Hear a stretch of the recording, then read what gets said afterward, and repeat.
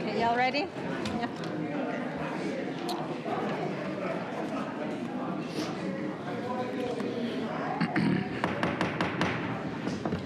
Good evening, everybody. Thank you for joining us in person, to those of you who are here in the audience in person, and thank you to those of you who are in our audience joining us through our YouTube streaming. Welcome this evening. Before I officially get the board meeting started, I'd like to remind our audience who is in person, who are in person, should I say, if you would like to address the board this evening in open forum, I do remind you to please fill out one of the yellow forms that are out there in the round table and submit those forms to Ms. Mary Lou Delgado, our administrative assistant to our right, and that way you can address the board.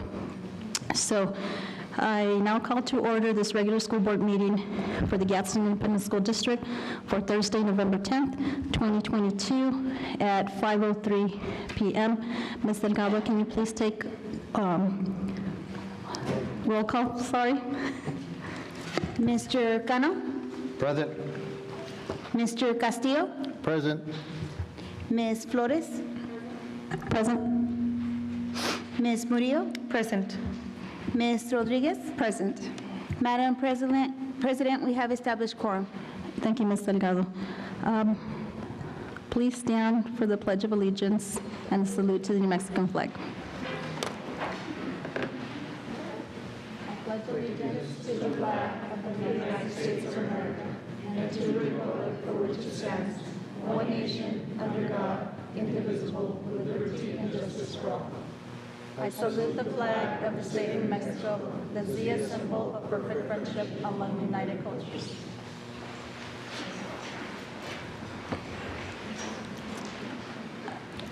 Mrs. Murillo, can you please read our mission statement? The Gadsden Independent School District will provide diverse educational opportunities that empower students to be successful in an ever-changing world. El Distrito Escolar Independiente de Gadsden brindará diversas oportunidades educativas que capacitarán a los estudiantes para tener éxito en un mundo cambiante. Thank you, Mrs. Murillo. Moving on to our item 3 on our agenda, Superintendent District Updates and Recognition. Superintendent Dempsey. Thank you, Madam President. Board members, welcome this evening. Let me get started. Our first item this evening is the Gadsden ISD Strategic Plan Update. What you'll see in the future is a quarterly update, and so this is our first of many. What I'm going to do this evening, or attempt to do, is summarize where we're at, and then in the future, you'll have individual directors reporting to you on the status of each of these goals, and we'll get to talk about those. Now, just a little, I'll preface this is, if you'll recall, we spent really multiple work sessions to establish the strategic plan and roll it out. So it definitely is a, it's a large document. The link to both the strategic plan and the community needs survey is available on our presentation. So if you want to review that, you absolutely can and take a look at it. I think it's a good thing to look at those needs. It's helped us as a leadership team, notice where we're at and understand what things we need to focus on. And so tonight I'll try to get you up to speed on where we think we're at, and then we'll start working forward. So. I'm going to go through there's multiple strategic goals, and under each strategic goal are what we call strategic priorities, and I'll try to give you an idea where we're at. So the first one, develop and create exemplary learning environments through different modes of instruction and evaluation. There were 7 strategic priorities under this one. 6 of the 7 are complete or in progress. So that strategic goal 1, we're well on our way to accomplishing that. Strategic goal 2, provide equitable opportunities for every child, and there were 17 strategic priorities under that one. 14 of the 17 are complete or in progress. Strategic goal 3, foster systems that support a culture of readiness. There were 4 strategic priorities under that. 2 of the 4 are complete or in progress. Strategic goal number 4, adequately staff the district with highly qualified personnel that provide rigorous instruction and support. There were 3 strategic priorities under it. 2 of the 3 are complete or in progress. Strategic goal number 5, to provide safe and secure schools. There were, again, 17 strategic priorities under that particular item. 7 of the 17 we feel are complete or in progress. So as just a brief summary here for you, just a reminder, the official kickoff for the strategic plan, we had a work session on August 13th, 2022. So that's what I'm looking at as our official kickoff date. 31 of the 38 strategic priorities are complete or in progress, so that's about 81%, a little over. 7 need us to really get started on and get lifted, and that's about 18, almost 19%. And then the goal was to build a 3-year plan here to be completed by August 2025. So that's what I would ask you as a board to hold us, myself, and the leadership team accountable to completing those things by August 2025, and you'll see updates over the course of the next several quarters to give you information on that. Now, again, there's another link to the community needs survey. Our next steps, we want to continue as a leadership team to review the list of needs and the strategic priorities and begin to address the ones we haven't tried to tackle yet, right? And we want to get really serious and aggressive with those. My goal is I don't want to wait till August 2025 and try to be finishing those things up at the last minute. My goal is to have those well in place and be able to come back to the board to say, here's how we've established that and got our footprint in them, okay? There's a lot of information in the strategic plan. What I wanted to do there is summarize it for you, give you some things to maybe think about, and then always feel free to email me as you review this if there's something there you have questions about, because the next step would be to take that to our individual leadership team members and directors to maybe get detailed about some of those questions you might have. Okay? All right. Thank you for that. Our next item is the report, a status report on student chronic absenteeism, and Ms. Villalobos is going to present this item for us.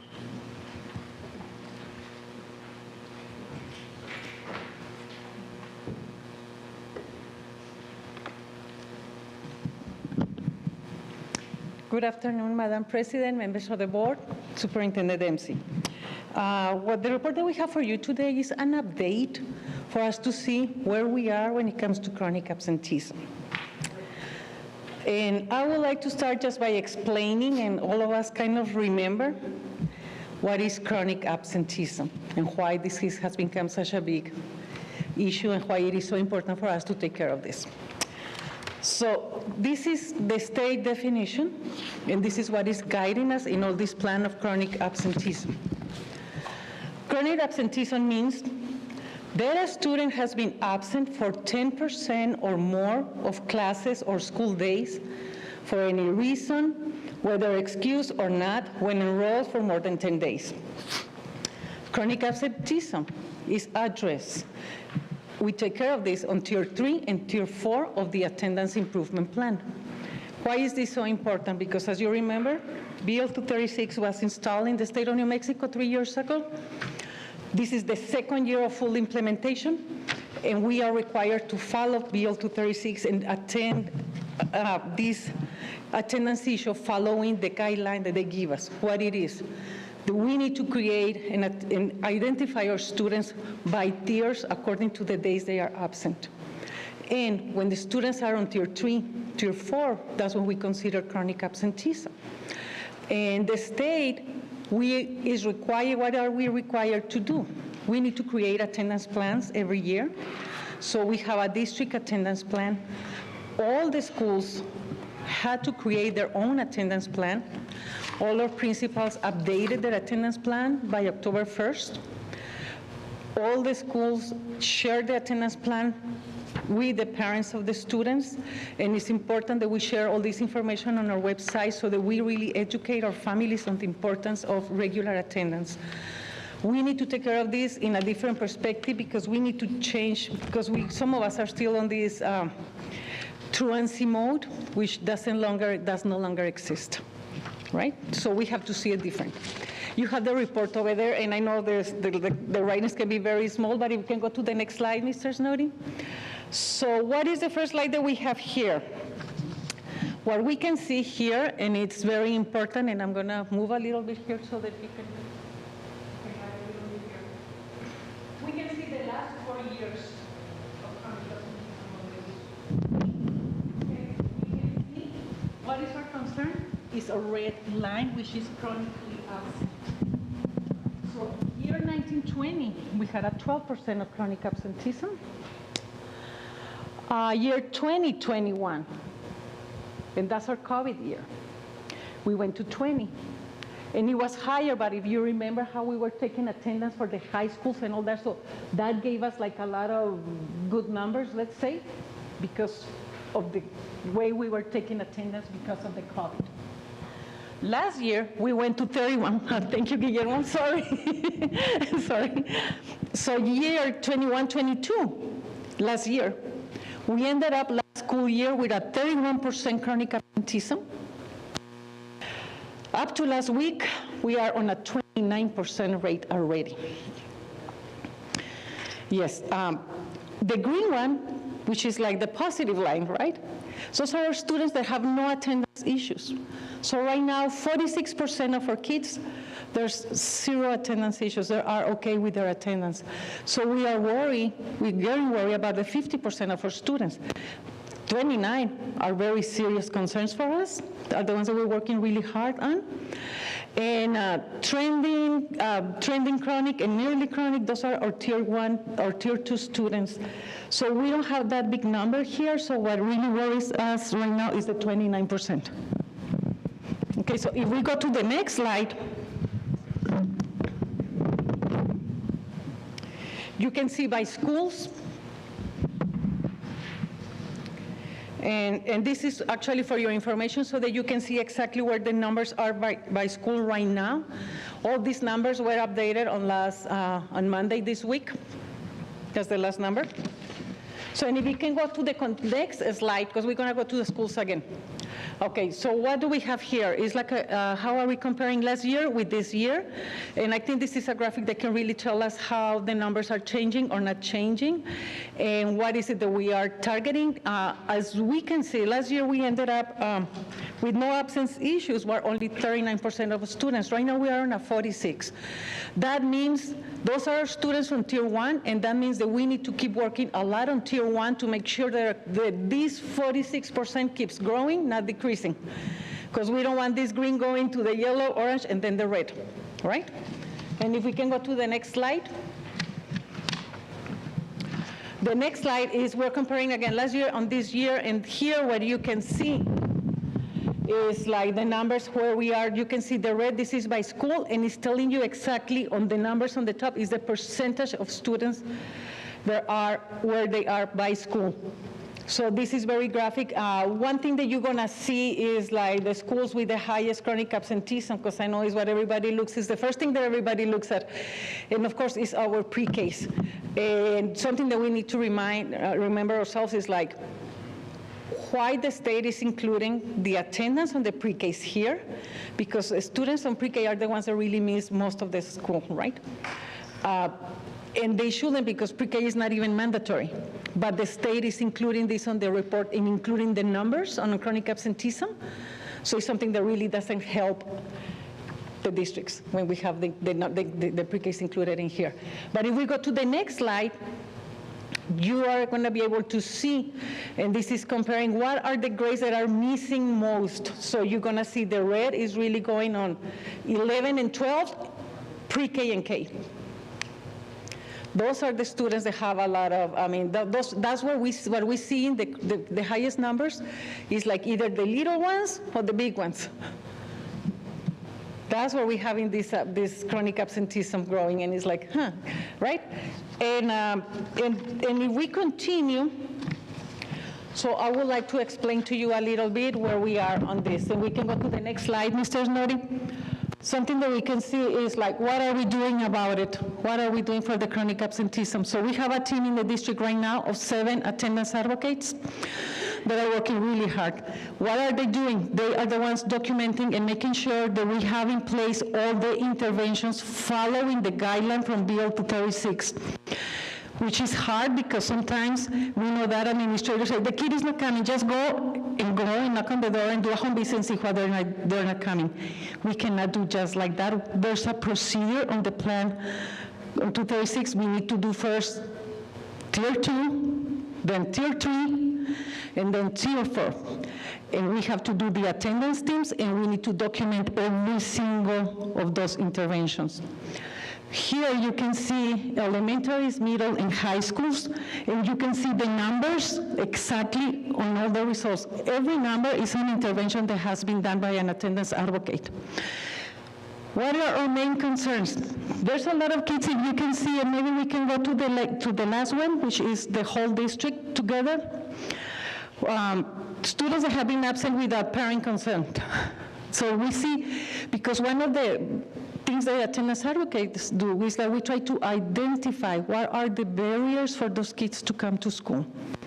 What do we need to do to bring our kids into the classrooms, right? So, and some of them have to do with babysitting, some of them because they moved to a charter school, some of them because they had a death in the family, economic issue. I mean, there's so many different reasons. Students getting sick, we had 306, and this is beginning the school until Monday. Those were the numbers. But if you can see the number of not at home or left car, we have 517 kids that we cannot find the parents. It's like they don't respond to us, they don't answer to us, we do home visits, we leave cars, we knock on the doors, and they are not responding to us. And here something, and we have things like, we have some problems, for example, the phone contacts and no answers. We have parents that are not updating the phone numbers up to this day, which is a challenge.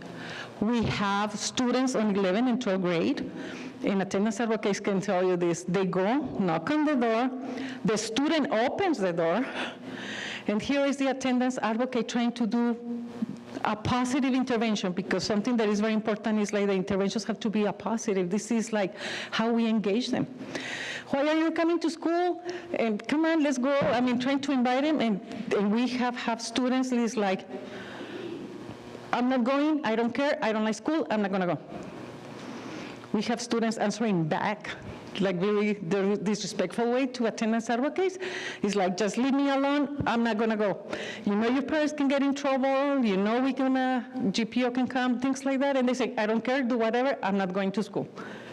So we have now kids answering back to us. So this is an issue that we are seeing like COVID change our perception of schools. And what the kids, they want to stay home, they are empowered to stay home. From the little ones, we have a lot of responses from the parents. It's like, I know, it's too little, it's not feeling good today.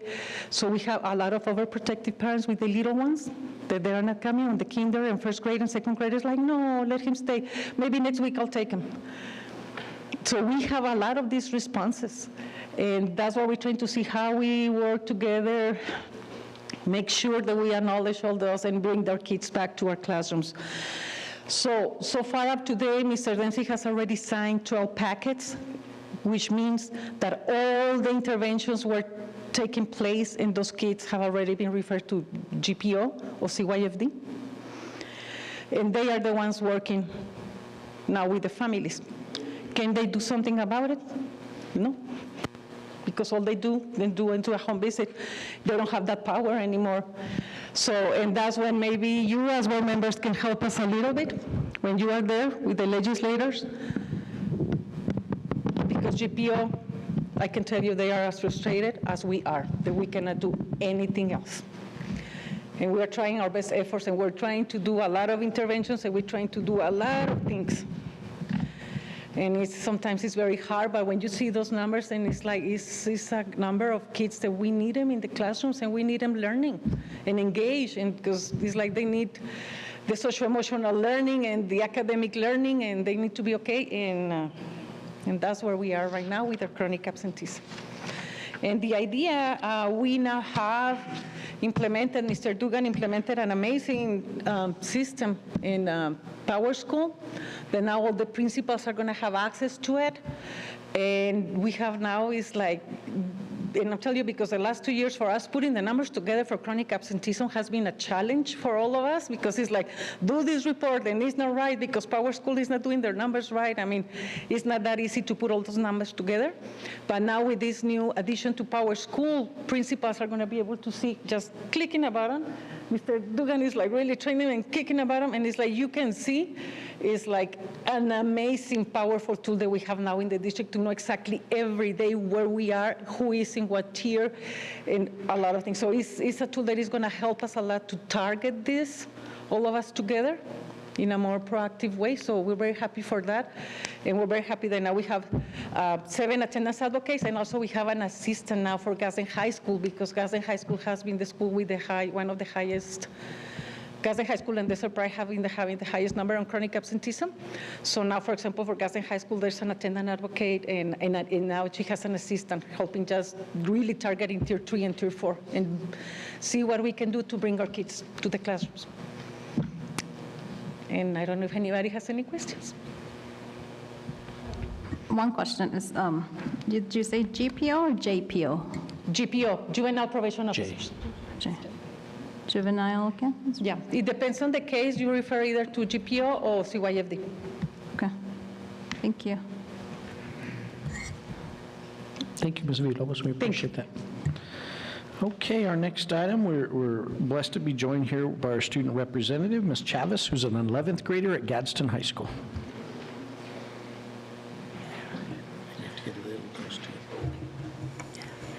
Good afternoon, everyone.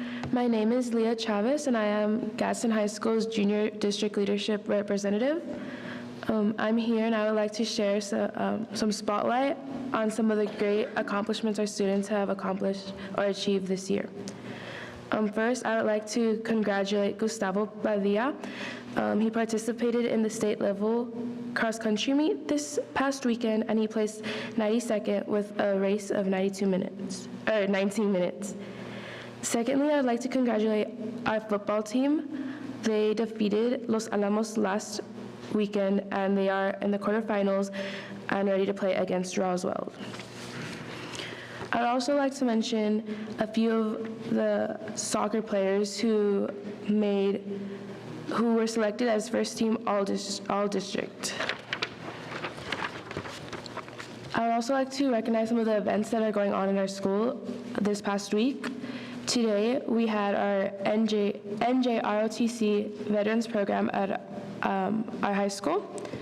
We also will have a FAFSA night tonight for all seniors. And this Saturday, our Gadsden High School band will be in a parade in Las Cruces. And lastly, I would like to bring spotlight to the FFA barbecue event that happened this past weekend. Thank you. Thank you, Ms. Chavez. We appreciate that. Thank you. Okay, we're at board member report. Ms. Morillo, can you get us started this evening? Yes, good evening, everybody. It has been a very busy month, and we're barely halfway. I know there was a lot of events for our veterans, and I want to take a moment to thank all of our veterans for serving our country. And it's, I see those small tokens of appreciation at the schools, and I think it's great that we take that special moment to appreciate them, especially when it comes to the parents of those kiddos. Also, we had I went to the Red Ribbon Parade at La Unión, and I want to thank everybody that participated.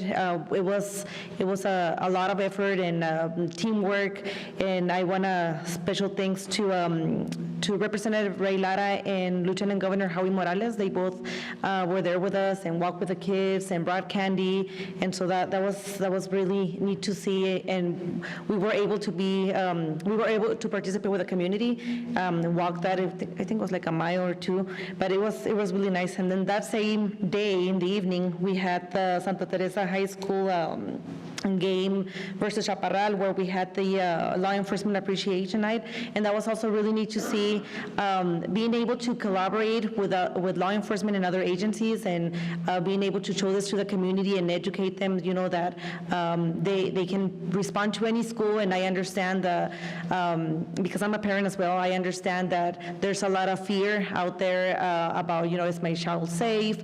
If I know there's a lot of question about POPs. Well, they're not law enforcement, they don't have a gun, and I get it, but I just feel like it's baby steps, towards a really good thing, and just showing the collaboration out there. I just thought it was great. Also, I want to congratulate Santa Teresa High School ROTC. They received once again the Distinguished Unit Award, and it is a big deal when it comes to them. They sent me the letter, and it was just really neat to see and talk to these kids. They were very excited. They worked so hard. And talking about working hard, there were a lot of teams throughout the district that made it to either district, they made it to state, and I started writing down every single team from schools, and then I lost track because there were so many. So I'm glad to say that I was proud to be able to see Gadsden out there, across the stage, just representing. And I think right now, volleyball from Santa Teresa is up there, and then Gadsden will be playing this Saturday. So I just think I see great things happening. The kids are very excited, and I just want to remind everybody, appreciate them, because it takes a lot, me as a coach and as a soccer player, it takes a lot for them to go up there and represent us, and I think it goes a long way for us as adults. It doesn't matter who we are, but just as adults, to say thank you. Thank you so much for being here. Thank you for representing. Thank you for playing for us, because it is a big deal. At least for me, it's a big deal. Also, congratulations to Representative Madrid, Lara, Gallegos, and our Lieutenant Governor for their re-election. I was at Santa Teresa Middle School volunteering 4 hours of my time during the campaign, and we brought one of our friends, she brought one of the transformers, so it was neat to see that it was election day, but then also the middle schoolers, they were in school and they were coming over, Miss, can I take a picture with the transformer? So I just want to put it out there for the principals that are here and whoever's listening, that if you guys want to see one of the mascots or one of our guys, please give me a call because we can make it happen. We do have sponsors that will let us bring those mascots to characters to your schools, and that's not an issue. Just give me some time so I can make sure that I bring that to their agenda. Also, Ozzy from El Paso Locomotives, that's another one that it was very neat, and he will create a lot of chaos, but the kids love that. And I think that is pretty much it. That. Thank you, Ms. Murillo. Mr. Cano? Dang, I'm tired. First of all, I'd like to put up good evening, everyone, and thanks to our veterans, that served our country, defended out there, and this day for tomorrow is very important for us to remember, especially also the ones that we've lost. Congratulations to all our voting. Este, we did very well. Most of our agendas that we put out there came out on top. They all passed. And I really enjoyed Bumblebee. Great. I had to take a picture with him. He's one of my Transformer heroes. Yes, I still am a little kid at heart, even though we have to grow up one day. That's all I have on my member report. I was also pretty busy, but unfortunately I wasn't busy with the district. I had a lot to do with my school. So that's it for my business. Thank you, Mr. Cano. Appreciate that. Mr. Castillo? Thank you. Again, dittoing with my fellow members. Thank you for your service to all the veterans. Happy birthday to the Marine Corps. My brothers were Marines, so semper fi to you. And congratulations, our student representative forgot to mention, but congratulations to the Gadsden football team. My brother was in that state championship, so it's been a long time. My wish is that, how do I put it without messing it up, that we remain competitive, that we don't, just say, hey, we're here. Remain competitive, keep the kids engaged in the process and in the fundamentals of the game, and hopefully move forward and keep being, competitive. I'm not going to make it for another 50 years, so I'd like to see this, continue on here. Congratulations. It's been a long time coming. It's the kids, the coach, it's the people, the fans, and good for the district. Because it puts everybody, the district on the map. We are 3 high schools, but all the 3 high schools did good, competed, and that's what we need. We need the competitiveness, and winning, in my mind, winning takes care of itself. But then again, I'm a nerd.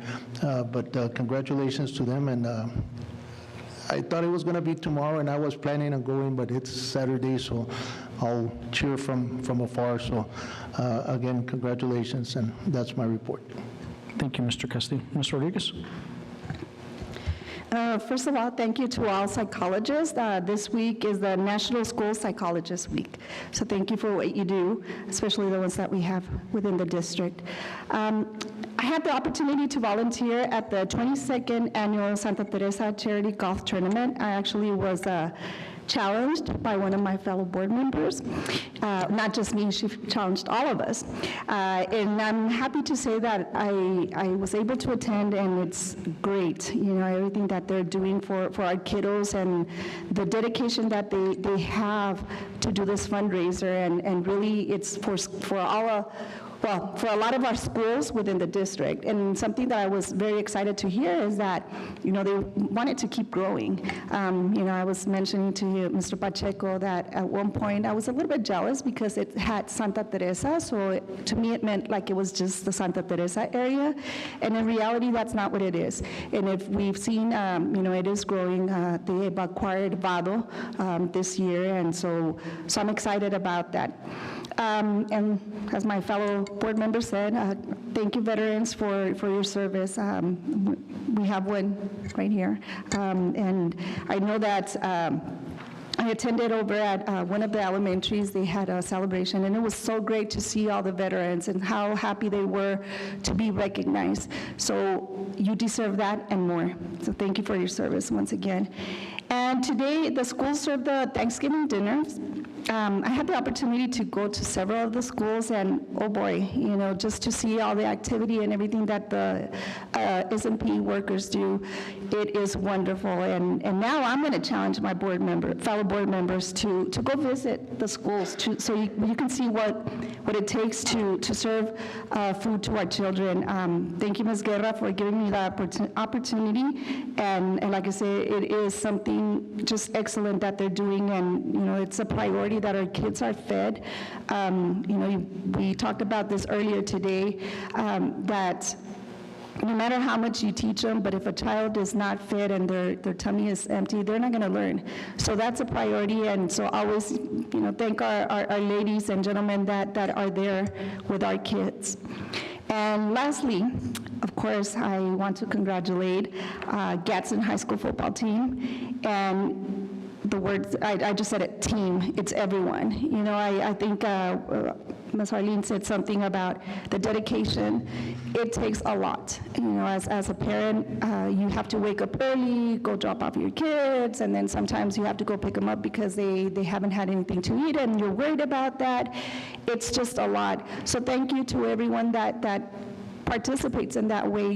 Parents are the first ones because most of our kids do not drive. So with your support, they continue this, right? And so I am very, very happy that the Gadsden football team has gotten to where they are. Had here Saturday was the first playoff victory since 1966. Against, the win was against Los Alamos, and of course this Saturday is coming up the game against Roswell, and so I just want to wish many blessings on that journey. Give it your best, and one thing, focus on playing your best. It's of course we want to win, but if you focus on playing your best, you have a better outcome. So once again, congratulations and thank you to everyone, and that concludes my report. Thank you, Ms. Rodriguez. Ms. Flores? Good evening, everybody. So first of all, I'd like to say happy birthday to all of our November babies. We're so glad you were born and you're part of the Gadsden Independent School District. And then I want to, because in order to find out what I've been up to, guess where I go? Facebook. And then look at my pictures to see where I've been to make a list. But I do want to take the time to thank member Arlene Murillo, because she and I were solo that evening on October 28th. We were at the First Responder School Security recognition, and that took place at the Santa Teresa High School Stadium. And so I really appreciate, because you were the one that brought this. Yes, it was you. So thank you for that. That was a wonderful idea, and thank you, Superintendent Dempsey and the district, for having that event. That evening, we allowed our law enforcement folks to come in free into the game with their families. So, and Ms. Suggs, are you here this evening? Thank you so much for the hospitality, for que eran el chocolate y las donas muy ricas. Thank you. And then let's see. I did have, was it last week on, last Sunday, I did attend the Chaparral Middle. It's actually the New Mexico Mesa the southern region.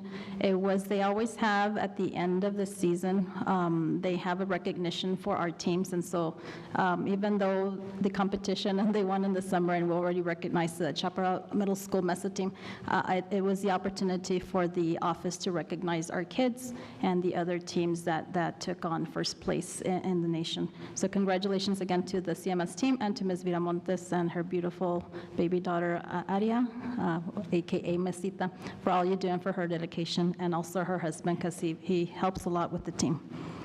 Let me see.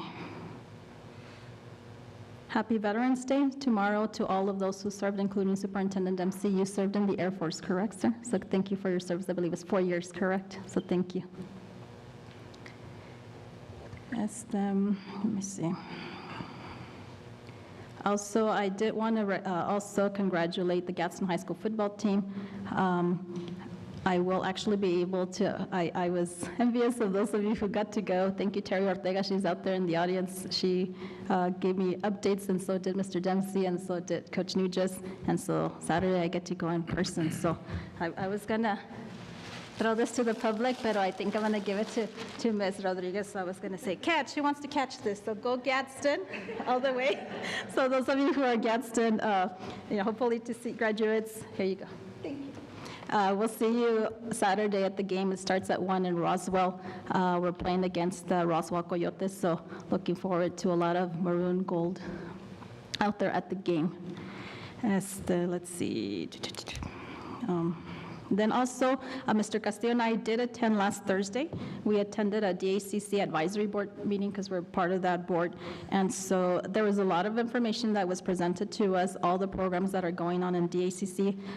There's two things that I do definitely want to report. There is a grant that DACC received called Esperanza, and that is going to be an opportunity for them to help all of our students in high school as they graduate, to encourage them to continue with their post-secondary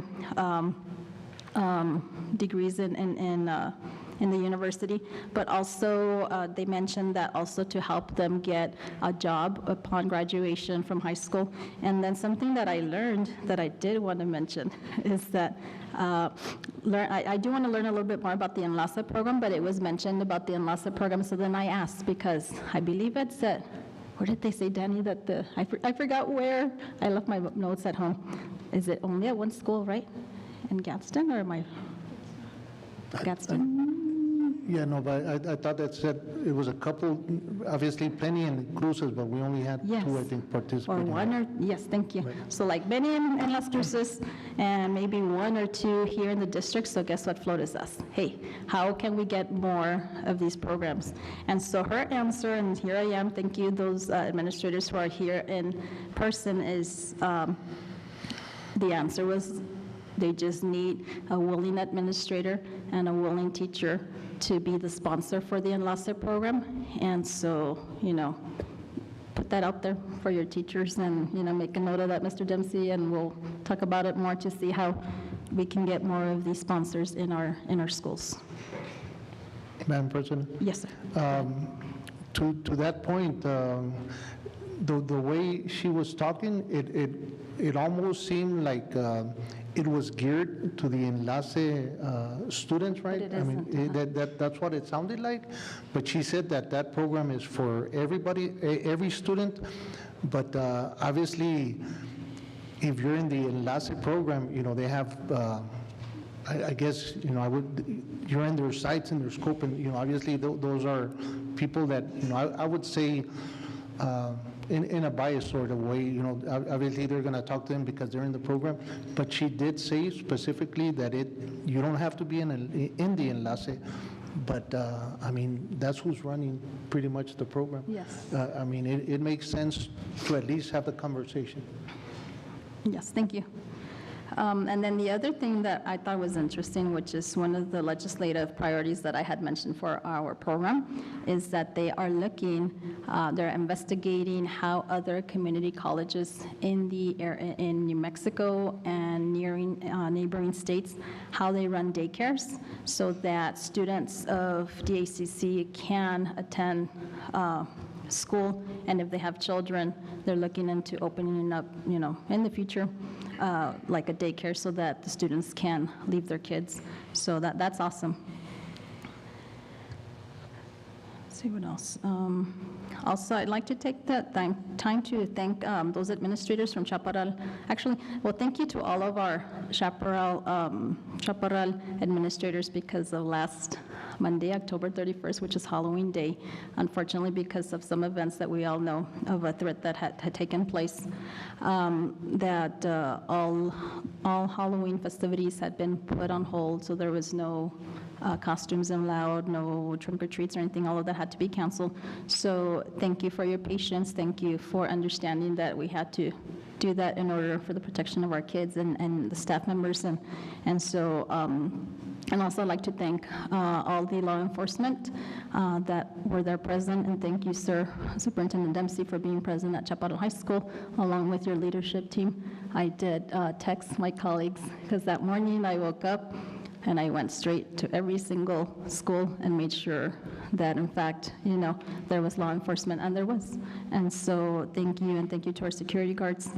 And so, but I also want to take the time to thank those schools and administrators who then, throughout the week, did allow our students to still celebrate, for those who celebrate Halloween, to come dressed in their disfraces.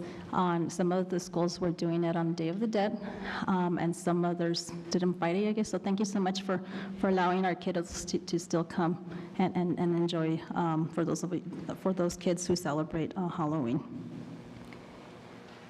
And finally, I'd just like to, we won't be seeing you all till December, right? Is our next board meeting, I believe.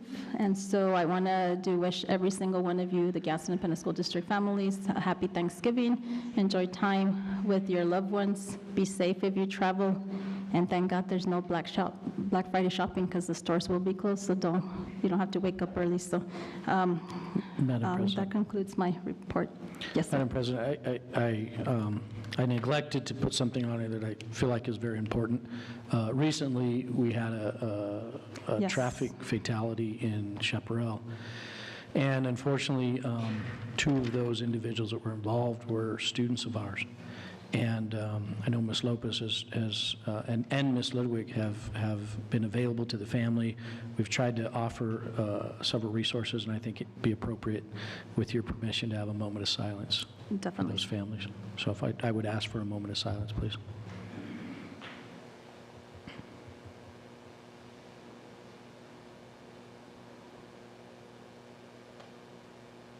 Thank you. And just touching on that, so our condolences to the families. It was sad to hear about that event, and I'm just going to say to those of you who live in Chaparral, or when you go out there, I know where it is, but I don't reside on Otero County, and so I'm not too familiar with that intersection. I think it's an intersection. So just be careful when you're out there. I was going to go check it out to see, and I will, to go see, because 2 days later, I don't know if y'all heard, another accident, same thing. One of the vehicles, did not stop, so be careful, those of you who live in Otero County in the Chaparral area. And I did miss one note, sir. So I also want to take the time to thank everybody who went out to vote. You know who you are. Thank you for going out to vote. And I want to commend all the candidates. Doesn't matter what party you are, Republican, Democrat, Libertarian, whatever you are. I really appreciate all the candidates that, put their name on the ballot, signed up, because it takes, those of us who are up here are elected officials, and so it takes a lot of thinking, it takes a lot of courage, I think, to go and put your name on the ballot. And so the people have spoken, whether we're happy or not, depending who we voted for, our voice matters, and so the people have spoken. And with that being said, I look forward to continuing to work as school board members. There are elected officials like ourselves that we work closely with, so those individuals tend to be our state reps. So again, like piggybacking on what Ms. Murillo said, I'd like to congratulate Doreen Gallegos and Ray Lara and Mr. Madrid on winning their election, and even the governor. Congratulations. And so, look forward to continuing to work. And yeah, that concludes my report. Okay, moving on to item 4, which is our HR report. That is only there for public knowledge. It does not require any action on the board. Okay, moving on to item 5. Do I hear a motion? I'll make a motion that we accept the agenda as is. Mr. Castillo has made a motion to accept the agenda as is. Superintendent Dempsey? So recommend. All in favor? Aye. All opposed? Motion passes. Item number 5, do I hear a motion? Actually, number 6. Madam President, I'll make a motion to accept the regular school board meetings for October 20th, 22. Okay, Mr. Cano has made a motion to accept our minutes for October 2022. Superintendent Dempsey? So recommend. All in favor? Aye. Aye. All opposed? Motion passes. Moving on to our consent agenda, do I hear a motion? I'll make a motion that we accept the consent agenda. Okay, Mr. Castillo has made a motion to accept the consent agenda. Before I call for the votes, are there any questions, comments, or concerns? I actually did have a question, and so it's regarding 7B, which is high-dosage tutoring services. I was asking Superintendent Dempsey, specifically, who are we receiving the services for? And also my concern was, he mentioned Sylvan, right? And then my concern was because I know that the Sylvan tutoring services, I know they're in the west side. I'm not sure they're in the east side. Never had the opportunity to go or take my own children, but being from Chaparral, I was concerned, how are they going to get there? So I'm pretty sure we have a response from Ms. Villalobos. Okay. Madam President, members of the board, Superintendent Dempsey. We actually, if you see the consent agenda, we are going to be working with 2 companies. One is going to be in person, the other one is going to be completely online. We're really going to follow the model of high-dosage tutoring. We are following a research-based guideline that we have for districts implementing high-dosage tutoring, and hopefully we can develop a program that we want to implement. The program is going to start in January. With Sylvan, it's like our students are not going over there. Sylvan is coming to us. We're going to offer the tutoring at the schools for our students. And we want this to be, it's going to be in all schools, to all our kiddos, to all of them. So we don't want our kids to go neither Las Cruces, neither El Paso. So the tutoring is coming here to us. So that's going to be the choice in person. The other choice with the other company, what we're going to be doing is online tutoring. And actually, that's going to be for the students. And we think that's going to be facilitating for a lot of parents and students. So they're going to have options even for Saturday tutoring, and really after school and later hours. And we are seeing that there's going to be even a chance of tutoring even during school for some cases that are necessary. So it's going to be a very comprehensive. We are working on development. We needed to pass for the board meeting first today. So next week, hopefully, we're going to start meeting with the companies and say, once this is approved by you, now we can proceed and work on our plan of action. And we're going to be developing a very thoughtful guide. And we have already following the guideline of this research that we are doing, because that's the way it was approved under the ARP. Because this is going to be a huge investment that we're doing with the ARP funding. And we really want to move toward districts and our students and supporting all the things, all the needs they have. So just to make sure I understood correctly, so it's going to be Sylvan, and do we have a name for the online? Carnegie Learning. Okay. And then I did have another question, comment, and it might not be answered this evening, but in discussing with Mr. Dempsey, is one of my concerns was definitely, I thank you so much for bringing the Sylvan Tutoring Center to our schools. That is awesome. And parents that are in the audience and that are listening, that's all students, because originally there was a presentation made that our kids that receive special education services would benefit from that, but now it is for everybody. So that is awesome. So take advantage of that, parents. And then the only other, concern that I had is, my understanding of tutoring is that when kids are struggling with content that is being presently taught. For example, you were saying, sir, if they are enrolled in a math class where they're struggling with quadratic equations or something like that, or whatever the skill may be, whether it's ELA or mathematics or social studies, science, any content area. Tutoring, at least my understanding, is that the kids will be receiving help with those specific skills, even with their homework. But my question to Mr. Dempsey is, what about the kids? So that's helping them with skills at grade level, correct? So here's my comment question, is that what about kids, and I will continue to advocate for kids at the secondary level, even the elementary level. Specifically, I want to give the example of the secondary level. Why if we have a kid, a student that is reading, let's say freshman, reading at a first grade, second grade level. So then he or she is already struggling to access the content, while you could help with balancing equations or whatever the skill is. But how are we providing intervention during the day to address the fact that they're reading below grade level? I don't know if you want to answer this evening or at another time. Yeah, so, Madam President, members of the Board Superintendent, this is going to be a very comprehensive implementation of tutoring that we're doing. Like, it's going to be a very structured plan. Once we have it completely, and because we were waiting for tonight so that we can proceed and develop the whole plan, we can invite you so that you can see it and see how this is going to be targeting, because there's a part targeting, for example, only our students that are college ready, so there's going to be a part just for preparation for the SAT. And there's going to be, like right now is the only time that we have this opportunity to offer all these very comprehensive services to every single need that we have, and that's what we're trying to target. Okay. So it's going to be very comprehensive. And tutoring doesn't mean that a kid, you select a kid, is going to be tutoring for the whole year. No, it doesn't work that way. It's really targeting the needs according to the scores and using really MLSS and the intervention. So Mr. Dugan is going to be working very closely with the person who's going to be coordinating the whole implementation so that we really target where the kids are and go, since everything is standards-based, go really and target where the kid is and meet the needs of the kid. Okay. And there's going to be little sessions for the kids. It's like 90 sessions of like 30 sessions for one tutoring. Past that, and then let's complete for another thing and for another skill and things. So it's going to be, once we have it ready, we can invite you so you can see it. Okay, awesome. Because then my next question was going to be, is this going to, we're not going to be putting kids in front of computers. These are going to be live people tutoring them.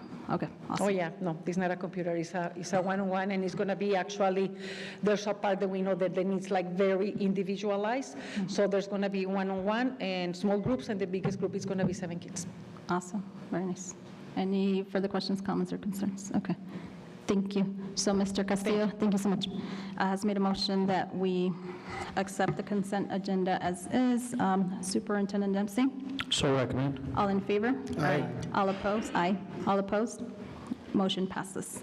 Moving on to open forum. Ms. Delgado, do we have any speakers this evening who would like to address the board?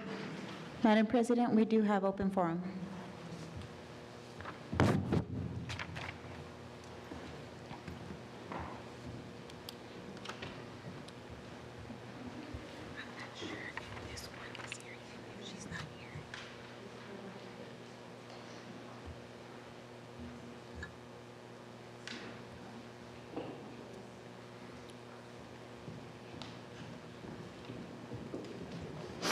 Okay, so this is a reminder that personal attacks upon board members, staff personnel, or other persons in attendance or absent by individuals who address the board are discouraged.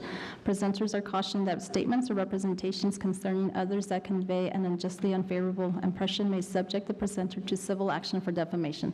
Policies KE, KEB, KEC, and KED are provided by the board for deposition of legitimate complaints, including those individual students. And a reminder to our speakers that each of you will have 5 minutes to address the board, and understand that we cannot, while you may question or be making questions to us, we cannot answer the questions. But do know that our superintendent, we hand these to our superintendent, and then there is a Google form that was created where your information is entered, the topic that you addressed, and then in a timely manner, the superintendent or his leadership team will be calling you. And then we also follow up, because we all have the link to that document, and where whoever addressed that individual, a statement is made as far as that we address your concerns, that the superintendent and his leadership team that represents the district address your concerns, okay? With that being said, I'd like to call to the podium our local AFT union president, Dolores Nañez. You may come to the podium, ma'am. Good evening.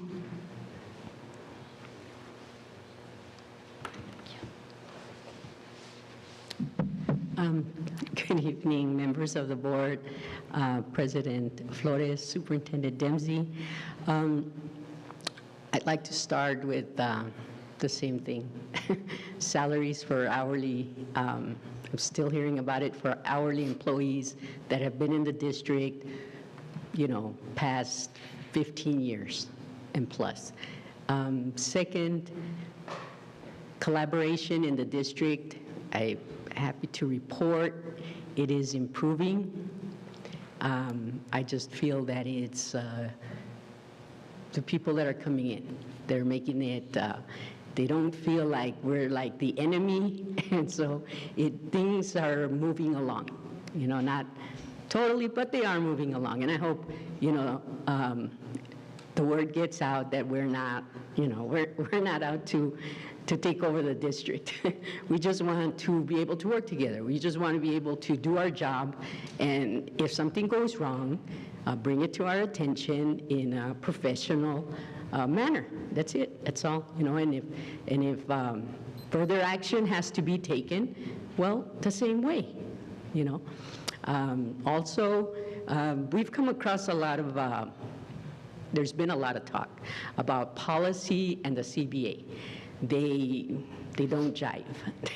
We need to clear the language, because there are, it just depends who you are, right? I interpret it one way, Mr. Dempsey interprets it the other way, and principals as well, anybody in management. So I think we need to clear up the language, kind of bring them all together, or they basically echo each other, but we don't all interpret it the same way. And that's a big problem that we face, on a daily basis. And that's really all I have to say. That's my report, and thank you all, and have a good evening. Thank you, Ms. Nañez. Have a good evening, too.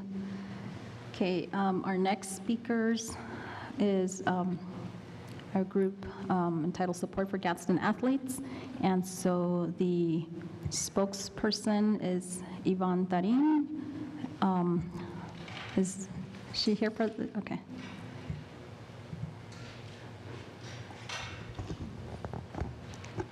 Good evening, Ms. Tarin, and thank you for joining us this evening.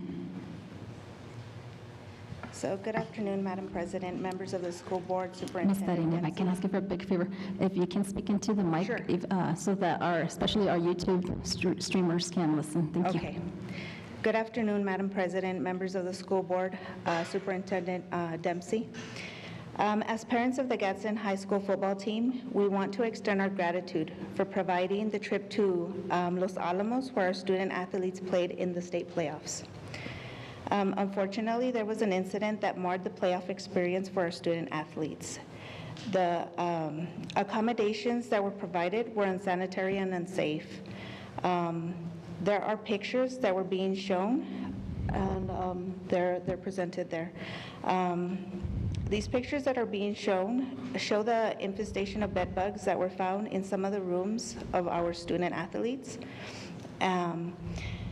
The pests were found within mattresses, bedding, and within the rooms in general at the Comfort Inn, Los Alamos, New Mexico. By placing our Gadsden student athletes in these conditions, they were exposed to a possible potential risk of infection and or bringing home these pests to their families. In speaking to our boys, they expressed that they spent an uncomfortable night wondering if there were any pests in their rooms. Apart from the bed bugs and cockroaches, the hotel conditions were filthy. There were questionable individuals in and out of the hotel, not just in the lobby, but also going up and down the hallway. Mr. Dempsey, we would like to know as parents, when we represent our district, do you send staff or school board members to represent our schools? Would these conditions be acceptable to you, sir? We would like to know what the criteria is when the hotels are being booked for our students. We understand that the hotels and rooms are limited. We understand, perhaps if the rooms have been booked sooner, as per se Monday, availability would have been easier to attain. Also, if we could ask that reviews be looked at by the athletic department before booking rooms. The reviews were horrible in regards to this hotel. Just to, give you a couple of examples. One of the reviews, it says intrusive renovations, disgusting, dirty common areas and rooms. Worst hotel I've ever had the displeasure of staying at. And a second one was literally the worst hotel I've ever stayed at. Intrusive renovations, they should have not been taking guests during this time. Rooms were filthy, bathtub didn't drain, stood in ankle-deep water during my shower. Hallway work began at 8 a.m., including even weekends. Work crew listened to loud music outside of the door. Awful. And to be clear, I knew this wasn't a nice hotel. My expectations were very low, and still, they somehow managed to give me the worst 3 nights I had ever experienced. Never again. Managers did give us a large discount, but only after I complained, which I absolutely hate doing. It honestly would have been more pleasant to sleep in a rental car or at least in a campsite in a literal tent. The worst. Even for us, even staying in Santa Fe would have been an option. Please, we ask you to support our student athletes the same way that you would support your own children. That being said, we invite you all to Roswell to support the Gadsden football team in the quarterfinals. Thank you so much. Thank you, Ms. Tarin. You'll have a good evening. Thank you so much. Thank you. Okay, our next speaker is Mr. Raul Deyes. You may step to the podium, sir. And good evening.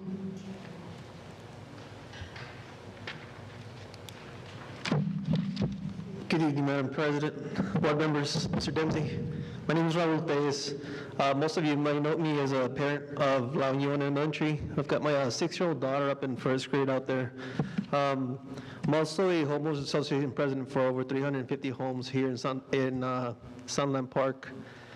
One of the main things that I keep in focus is safety of our children. I'm excited to see all the events that are going on within Gadsden, and this is me coming out of Texas. So I'm grateful to see all the events. I'm excited to see what the next 11 years brings for my daughter and my family.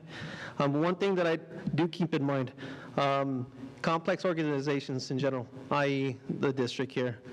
So with any complex organization, there's always a list of priorities.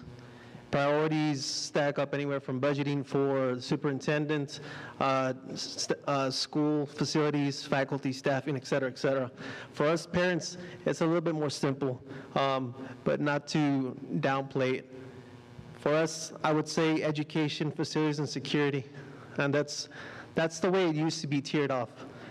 Education, facilities, and security. Nowadays, we point back more towards the security piece. And hence, endpoint being the most recent school shootings that are going on. I know the district implemented the POPS program. I was one of the first ones to go through the program, participating over in La Unión. However, as I mentioned before, the POPS program is a good start. When we start looking into budgets, and something that I've always brought up is budgets, when you start looking at budgets, increasing salaries, I ask that you look into increasing the security personnel for the district. Right now, we're still inadequate. Even though we have a POPS program in place, it's still inadequate. We've got security personnel that are being shuffled around from one school one day, one school the other day. Again, inadequate. It's just something to look for. Just to keep your, keep that on focus right there. Key control for the volunteers for the POPs program itself. Cross-talking with the school, it's something that I think needs to be implemented for those volunteers to include additional training, CPR, first aid, things like stop the bleed, the active shooter drills, incorporate them into the fire drills, fire evacuations, because what happens when the POPs volunteers are out at the schools and you have a drill or something real life scenario going on? Are they just going to be standing around with road guard vests, not being able to be incorporated into anything? Something to consider right there. Security personnel increase, again, hopefully and possibly to incorporate armed security guards. Back in 2019, I read an article that was organized and specifically imposed for House Bill 129. This was submitted back in 2019. Something that could help the rural areas, especially that don't have local police departments. Again, security is one of our paramount priorities as a parent nowadays.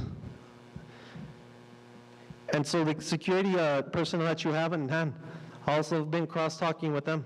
When was the last time that they've been incorporated into an active shooter drill, a fire drill? You've got these personnel in place, why not utilize them? Why not utilize them? And I'll challenge this as far as asking the principals in attendance and the ones that are hearing over the video, how many of y'all incorporate them into those active shooter drills? How many of you incorporate them into those active shooter drills, fire drills, shelter-in-place drills? Or do you just let them just hang out, flapping in the wind? Utilize those personnel. But the big thing is, how does this happen? Is when you have properly trained personnel. You got to have them properly trained. Anybody can put on a shirt with a security badge and go out there and stand around, but do you really have properly trained personnel in place? And again, I'll harp on the issue. Having a security guard move from one school to another throughout the week is inadequate, is definitely inadequate. The last piece that I'll leave you with is facilities. Sunland Park, for general, up in the northern section, it's not going to stop growing. It's not going to stop growing. What are we doing about those facilities? Is there a thought in place that's going to happen instead of having a knee-jerk reaction later on when these facilities are overwhelmed? A lack of teachers, lack of room in the classrooms, et cetera, et cetera. Thank you for your time. Thank you, Mr. Tejas. Have a good evening. Okay, moving on to our action items. Action item 9A, proposed change to regular board meeting, January 26, 2023. Superintendent Dempsey. Madam President, board members, we have 3 action items, and we separated them out. They're all, the first 3 are specific around some conflicts in our scheduling. So typically, at the beginning of in July, we set the board meetings for the next year. So through Ms. Delgado and others, we've identified some conflicts, and I'd like to talk about those and maybe talk about some possible solutions. So first conflict we currently have a meeting scheduled for January 26, 2023. This does conflict with a conference that we'll be attending in San Antonio. So we also have, if you think about the 26th, we have an early meeting in January on the 12th, and then very quickly there in February on the 9th. So my recommendation is to go ahead and cancel the January 26, 2023 regular board meeting, because I believe we can make everything work between the other 2. Anybody have any questions or concerns about that? Questions, comments, or concerns? I guess my only concern is as long as, for example, like I'm looking at Ms. Vela, like her department, make sure that whatever has to do with construction and anticipate anything that requires signature of the board or president. Absolutely, we'll have to be watching for that. Absolutely. Any further questions, comments, or concerns? It is an action item, so I'll need somebody. Okay, so do I hear a motion for action item 9A? I'll make a motion for action item 9A that we cancel the January 26, 2023 regular school board meeting. Okay, Mr. Castillo has made a motion for action item 9A. As he stated, Superintendent Dempsey. So recommend. All in favor? Aye. Aye. All opposed? Motion passes. Okay, our next item is a proposed change to the April meeting. And so this particular meeting, we currently have scheduled for April 13th. This conflicts with the annual New Mexico Public Education Spring Budget Workshop. Very important meeting. Vast majority of the leadership team will be attending. This is where we typically receive our unit value. So from budget, it's a pretty important meeting. What I would recommend there is to reschedule for a week earlier for April 6th. Any questions, comments, or concerns for Superintendent Dempsey? You can speak into the mic, sir. It would be the Thursday coming back from our trip to Orlando for the NSB on the 6th. Yeah, that is correct. Doesn't conflict, so we're all good? Okay, so do I hear a motion for action item 9B? I'll make a motion to propose the change to regular board meeting April 13th, to cancel April 13th and add April 6th, change it to April 6th. Okay, Mr. Cano has made a motion, as he stated, to approve that change from April 13th to the April 6th, correct? Superintendent Dempsey? So recommend. All in favor? Aye. Aye. All opposed? The motion passes. Moving on to action item 9C, proposal to change regular board meeting, the one scheduled for May 11, 2023. Superintendent Dempsey. Madam President, board members, this particular one we currently have scheduled for May 11th. This conflicts with the DACC graduation ceremony, which last year I think we were all very honored to be able to attend, because this includes our students at Alta Vista Early College High School. So my recommendation would be to reschedule for May 9th. Any questions, comments, or concerns? And do you know that at that evening, all of us are able to attend the ceremony? We just need to make sure that when the invitation comes from, I forgot her last name, Marisa Iniguez, she's the new Vicky Haggard. She represents the president's office. Just make sure that you RSVP so that way she has the number of seats on stage that are required. Okay, so any comments? Go ahead, Mrs. Murillo. That's going to be on a Thursday? Because it says on the 11th, so the ceremony is on a Thursday? Yes. The Okay. graduation, Just yeah. to The make sure. Okay. graduation. Mhm. Okay. Do I hear a motion for action item 9C? I'd like to make a motion to accept action item 9C, to move the board meeting from May 11th to May 9th. Okay, Mrs. Rodriguez has made a motion to accept action item 9C with the changes that she stated. Superintendent Dempsey? So recommend. All in favor? Aye. Aye. All opposed? Motion passes. Moving on to action item 9D, GISD Policy JKD Membership Review Hearing Committee, Hearing Authority. Superintendent Dempsey.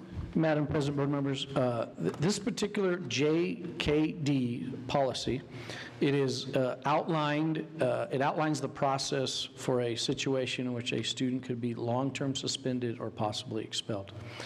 It requires a significant amount of due process. We don't take these decisions lightly in any way, shape, or form. We have very rarely even gone to this or had to. And what I want you to, one important aspect is to understand due process, which really gives the student and the student's parents an opportunity to provide their perspective of the situation, any facts or any evidence, a very important component. This particular policy, if you'll recall, was discussed on February 24th, 2022 during a regular meeting. At the time, no action was taken. Each of you have a copy of the proposed list of potential members for this appeal, and it's in a red folder in front of you. Let me give you some more information. So here's how the policy reads. We have to establish a review hearing authority. It will consist of a minimum of 3 individuals appointed by the board at a meeting held in accordance with the Open Meetings Act. That's where we're at right now tonight. Each appointee shall have experience as a supervisor in a business or governmental agency, be familiar with the application of policy and procedures in the discipline procedure, be a resident of the district and not a parent of a student in the district. So that one gets a little tricky, right? Each of you have been provided a revised list from our February meeting of individuals who meet these requirements. GISD district administrators have been added for an additional layer to facilitate the process. That's not a requirement. You'll see that at the bottom of your list. This is very important right now, I bring it up because I anticipate the need for this very shortly. So what I'm going to ask you this evening is, one, to approve the list. That doesn't mean at a later time the list can't be modified. But I need a list of people to pull from very quickly here to put together a possible hearing authority.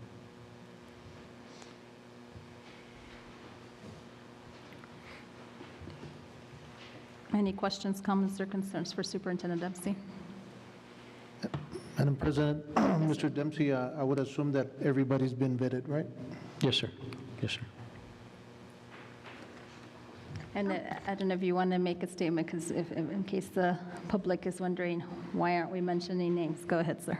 So, Madam President, board members, the reason why board members have the list and we're not making that public is I want to be sure that we don't risk any possible influence of these individuals. These are very serious situations, and I want to protect them from any possible influence that could occur. So I'm a little careful about putting that list out in a public venue because I just don't want to see those things happen. Any further questions, comments, or concerns? Yes, Madam President. Go ahead, Mr. Lewis. Upon the selection of the ones that will be serving, how would that be? What does the selection look like? Madam President, board members, so I'll also bring to your attention, there's an area, what we've tried to do is identify individuals in the north, the south, and in Chaparral. So if we have a student from the Chaparral area, we're going to try to bring in people from a different area. So I need a range here. So I have to have 3 at a minimum, and then I would add an administrator, who are on the bottom, to help facilitate that process. Because that can be a little bit awkward if you haven't ever participated in those. And I think our administrators there could help facilitate that as well. However, I also want to be clear, the administrators are there to facilitate. They will not be making a decision. It's the hearing authority are making the decisions. The 3 individuals, not the administrators, are making that decision. Okay, I did have a question that just came up in my head. So if it is the Wills Board this evening, here shortly, to approve this list, as soon as tomorrow, you will be contacting these individuals to let them know, and then also disclose to them the importance of them remaining anonymous and not be sharing it with the community. Madam President, board members, thank you for the question. Back in February, I spoke to each of these individuals, and so, correct. So as soon as we get to the point that we have an approved list, I'll be reaching out to them to confirm it, and I'll probably do some type of a one-on-one work with them to help them prepare for what they might experience. These are very rare, very rare. And in fact, I can only think of 2 situations we've had to utilize anything of this nature. And so, you know, it's not like they're going to just be called every week, but it is very important to offer this due process to these families and students. Okay. Thank you, Superintendent Dempsey. With that being said, do I hear a motion for action item 9D? Madam President, I'm sorry, before we do that, I have one more question. Go ahead, Mel. So you mentioned you will be doing like a one-on-one. Will you be doing that with every single of the candidates? Okay, it doesn't matter the ones that will be selected if we need someone in the near future. Right, so Madam President, good question, and I have to, but in my mind, I'm trying to prepare all of them for this opportunity, and I may only need 3 of them this go around, and I may not need them for another year, or 2 years, or 3 years, but I need to be able to reach out to a group, and I need to have a pool of individuals to draw from. Any further questions? Okay. So again, with that being said, do I hear a motion for action item 9D? I'd like to make a motion to, to accept action item 9D. Okay, Ms. Rodriguez has made a motion to accept action item 9D, which is our Gadsden policy JKD, membership of reviewing hearing authorities. So we are about to approve the individuals that are listed in the list. Superintendent Dempsey, So recommend. all in favor? Aye. Aye. All opposed? Motion passes. Okay, moving on to item 10, our discussion items. 10A, student enrollment, Sunland Park Elementary. Superintendent Dempsey. Madam President, board members, thank you again. We'll get this presentation up. We're at discussion items. All right, here we go. Maybe. Okay, we're going to be talking, this first item we have is Sunland Park Elementary. We've had multiple conversations around our enrollment numbers and what that looks like. So in front of you, let's walk through this graph a little bit so that everybody gets a clear picture. Blue line is Desert View Elementary, which is very close to Sunland Park Elementary. Red line is Sunland Park Elementary. Just like the district, you can see a declining enrollment in both schools, okay? Even Desert View, you're seeing a decline in enrollment, okay? And Sunland Park, you're definitely seeing that. So as we start thinking about the growth in other areas, and that was brought up, you know, even this evening, we've got to find a way financially to budget for this. And if today, a committee, PSCOC, which takes care of the capital outlay in Santa Fe, says, Mr. Dempsey, we want to build you a brand new elementary school in the Santa Teresa area. I can't staff it because I don't have the money to do it. So we've got to address that. Those are growth areas. Same thing, you know, we've wrestled with this and tried to come up with, I'm going to say a good solution at Yucca Heights and Chaparral. A lot of growth in these pockets. And so we've got to make some maybe difficult decisions. However, I think if we're thoughtful about it, we can make sure kids and families are aware of it and they know what's happening. So that number, and everybody has access to this, and we can get more detail. So some rationale. Sunland Park is a facility that's going to require a significant investment in the next few years. It's one of our oldest facilities, and without a doubt, we'll have to make some investments if we keep it available. There's no, you know, based on that graph, there's no indication to me that says Sunland Park area is going to grow. Now, I do believe the Santa Teresa area is going to grow. I think all the factors tell me growth is coming, and you can just drive through and see new homes being built today, right? Desert View has a capacity of 566 students, brand new campus, beautiful facility. And Riverside also has a capacity of 679. And so we have space in both of the nearest elementaries to include that. Desert View is one of the newest campuses and still remains in the Sunland Park area. So I also would say that while this is probably maybe difficult for some of our families who have really great memories there and maybe they went to school there or attended there, I'm not asking them to be bused, 10 miles away. They still get to be in their home community. So it's kind of unique that we're able to do this. What I'm proposing to do is meet with the Sunland Park Elementary staff, review the enrollment trends, discuss the possibility of a consolidation process, provide an opportunity for the staff to give me their input and how they feel about it and maybe some suggestions. I would propose that date to be Tuesday, December 6th, 2022. And I'd like to hear maybe if the board, and you may not know these right now, but if in the next few days you have some thoughts about what you would like to see us discuss, maybe some specific items or topics.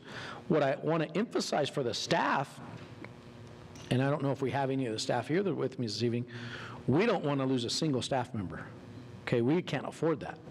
We need every teacher, we need every custodian, we need every student. We will protect their job and protect their place with us, okay? So no one would lose their job. Now, there could be choices made, and that's, you know, they may feel like, somebody might say, I really don't want to make that move, I'd rather retire.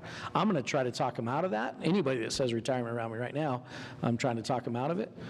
But, you know, that would be a choice, but an opportunity to stay will be granted to every single employee at Sunland Park Elementary. Okay? The next thing I would recommend is the following week, meet with the community, discuss enrollment trends, the consolidation process, give them an opportunity, I'm sorry, I have a typo there, to give our parents of Sunland Park Elementary an opportunity to provide their input, and I would propose to do that on Tuesday, December 13th, 2022. And if you have any specific questions or topics you'd like to see me discuss with them, I'll be happy to include that evening.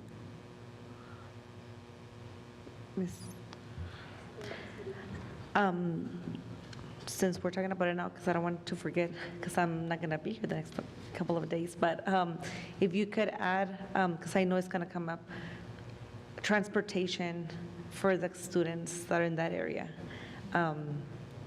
Because everybody, you know, people talk, and that's one thing that is already coming up. You know, what about transportation? Because they're going to go farther, or the upcoming kiddos that belong to that specific school. Madam President, great question. We would have to work to reestablish really a complete new bus route, but absolutely we would provide that transportation. Now there's minimum distances, right? That you're eligible, you have to be eligible for bus transportation, but any student eligible for bus transportation, we would work to accommodate. Thank you. Anything else? Questions, comments, concerns? I guess I would just ask that, just make sure that there's opportunities of community input, and mainly is educating them why we're considering this. Absolutely, Madam President. I think it's very important. We want to talk to them. We want to make sure that we're very transparent with them. The other thing I want to prepare the board for, as we do this, we'll gather all that input together from staff and community, and then there will eventually, or could, it looks like, be an action item for the board to take action on this. So I want to prepare each of you for that will come down, because as we start planning, we're going to need to do that probably January, February timeframe, so that we can do all the planning necessary to make this consolidation work. Okay. Any further? Madam President, so that being said, and with those comments, I'm sure that, you know, now people are going to say this is happening next year. You know, I mean, because the way this conversation is going, you know, that's what people are going to read into it. So I mean, again, I don't want to put you on the spot, but this is happening. Madam President, board members, I appreciate it, and you should put me on the spot. That's what you're elected to do, and yes, sir, that's my recommendation. My recommendation is the next school year we consolidate schools, and I'll also prepare you. This is not the only presentation I'm going to bring to you about consolidating schools. An excellent question, Mr. Castillo, because I want the public to know that this is not a done deal. Because even though he is making the recommendation, we will question more beyond this, you know, and I'm sure he's going to make more presentations as to why. So I know that we will definitely ask why, and it's not just a done deal. Madam President, on that note, I think that being very proactive and being part of these meetings, these community meetings is going to be critical, right, in order to understand what is behind all of this. And so, I encourage everyone to participate and really hear it from within and not be questioning your neighbors, because many times your neighbors won't have the correct answer. So please participate. It is extremely important to hear your voice, and as parents, it's your voice is important, and it's the biggest that we need to look at. So this opportunity is being given, but if there's no people present, well, that defeats the purpose. So please participate in every meeting that is available to you all. And I'm going to piggyback on what Mr. Rodriguez said, yes, because, I can speak for myself that, I will be present at these meetings, and I encourage all of, and we will put that if there's a quorum that evening at the community meeting, we'll post that, but definitely, because, I'll be sitting in the audience. I won't ask, maybe I will ask questions, who knows, but I just want to see the presentation that's being presented to the public and the information so that we can make a decision when the time comes. Okay, any further questions? Mr. Cano.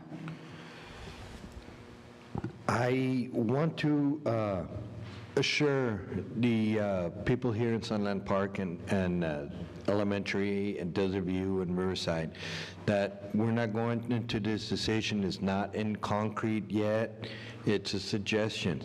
And the community, whoever's listening out there, this is the time you have to get involved to help us make a decision so we can move on and proceed. But I can't, what I ask from my community is go in to whatever meeting that we're having, go in with an open mind, okay? Don't go in showing up as a negative aspect of it or throwing names or whatnot. No, we have to come up with a solution, okay, to help everybody that might be displayed, that might not be displayed.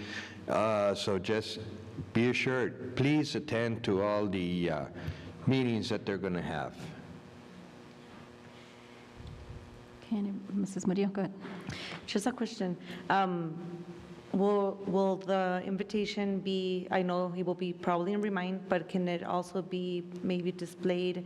I don't know if we can collaborate with the City of Sunland Park so they can post it at where they post their meetings. I think it will be a good idea to use other outlets of communication. I think because this is not that these meetings are not important, but this specific, I think, is so important that we as a district, we should go above and beyond to make sure that these parents participate, maybe using the local daycares, because they do have children there, just about. Absolutely. Thank you for the input, and we can absolutely do that. And then with, I'm going to add to that, with plenty of time and then reminders to the community. It's appreciated. I think parents appreciate that. Absolutely. Thank you. So I'm just going to say Ms. Barras is in the audience, so you are the number one PR for your school, so make sure that those notices and notifications are sent in a timely manner and to continuously remind your parents. Thank you, ma'am. Okay, moving on to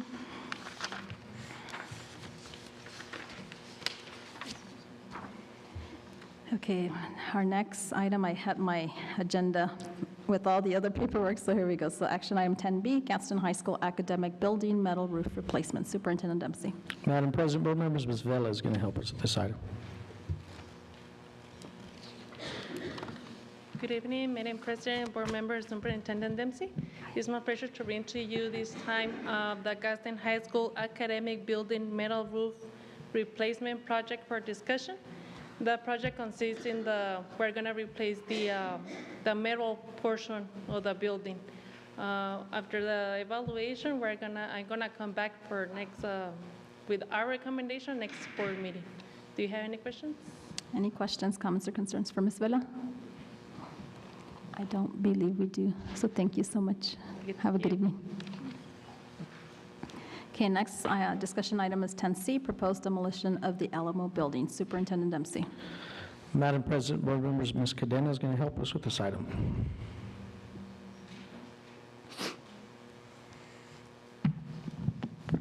Good evening, Madam President, board members, Superintendent Dempsey. I bring forward for you for consideration and discussion of the probability of the demolition of the Alamo School Building, which is the original Anthony Elementary located on the corner of 4th and Church Street. As you can see, the building is, we unoccupied the building a couple of years ago and moved all the special education staff over to San Miguel when we remodeled that building. Next slide, please. This is the aerial view. The property does have the original Alamo building, and then next to it is a much newer cafeteria/auditorium building, which is, that structure is sound, and we're not proposing to demolish that one. At the moment, that cafeteria is used to store all our surplus furniture as it gets auctioned off under the surplus auctions. Next slide.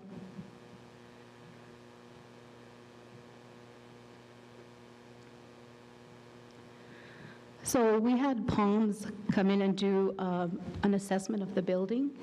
If you'll scroll to page 9, because I don't want to, all the other stuff. Okay. They came in and did an assessment of the building. They assess all our buildings. They try to do them annually or every 2 years, and they give us reports.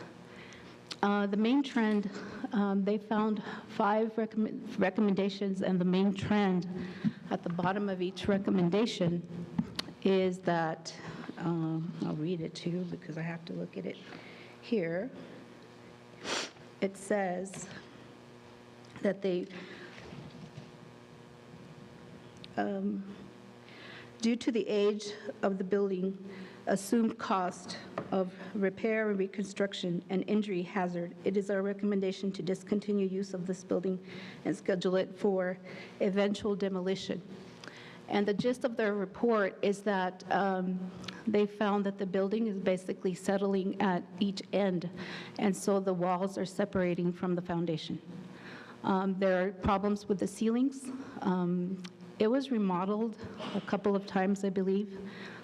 There's actually 3 ceilings in that building, and they're all falling down. But the main thing is structural, and to actually repair a building like that and make it usable again would probably cost the district $5 to $6 million. Probably more at the prices. So if you move on to the next, Mr. Snowdy.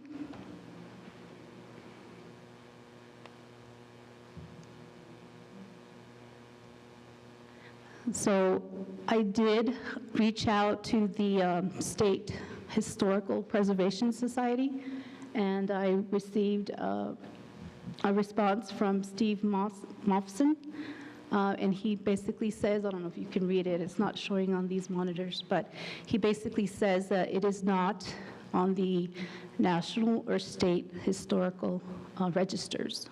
And so we are free to demolish it. He says if you use state funds to demolish it, we don't have to do anything special. If we use the federal funds, we do have to go through a different process.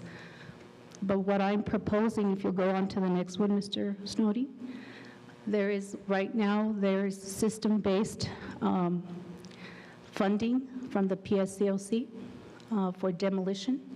You all approved a few months ago demolition of several buildings in the district, and we've already taken care of that, and it was partially funded by PSFA.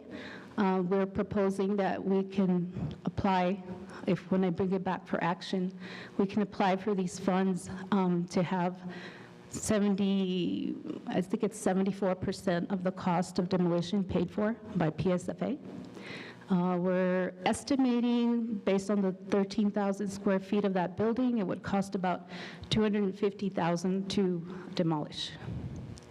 $250,000 to $300,000 at the prices right now.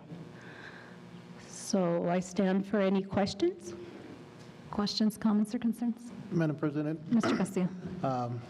the obvious one, I know that when Anthony became a city, they kind of lobbied for it, right? Just to make sure, have we reached out to them, say, you want to pay $5 million? I mean, that way they take it off our hands and they don't say that we didn't offer them. Madam President, board members, we have not done that. One of the things that we wanted to have this conversation with the board first, if that's the will of the board, we'll be happy to do so. One of the things I'd like us to consider for what the future could hold. If you noticed in one of those, in the aerial slide, you have Anthony Elementary, you have the area we're talking about possible demolition, and then you also have Anthony Pre-K, another very dated facility. The reason why I'm a little hesitant, and my recommendation at some level is, I'd like to see us consider the possibility down the road of a new pre-K center right on that corner. So I'm not real thrilled about giving up the piece of land. We did, you're correct, we did have this conversation, and the city of Anthony has, at the time, had shared interest.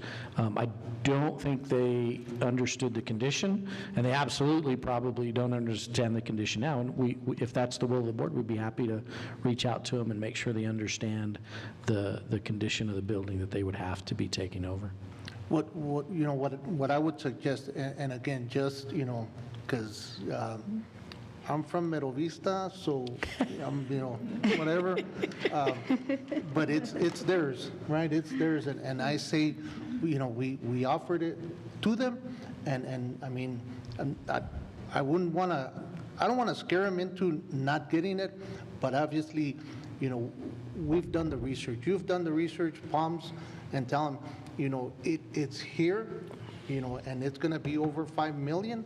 I don't know that they're ready for that, but again, it's the communities, so I mean, I say we reach out and we tell them, and be open about it.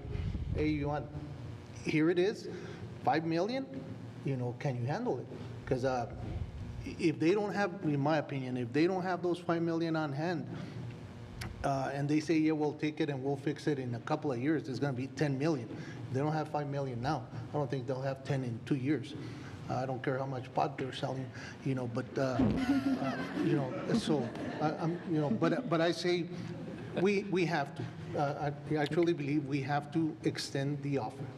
Absolutely. Okay. We will do so. And Mr. Castillo, can you help me? Do you feel, and I think I would agree with you, if they were to accept it, they've got to be ready, because now they were going to be our neighbor now, and we can't have a building that's a hazard beside us. So they have to be very willing to invest money in a very short time frame in order to turn that around. Okay. I agree.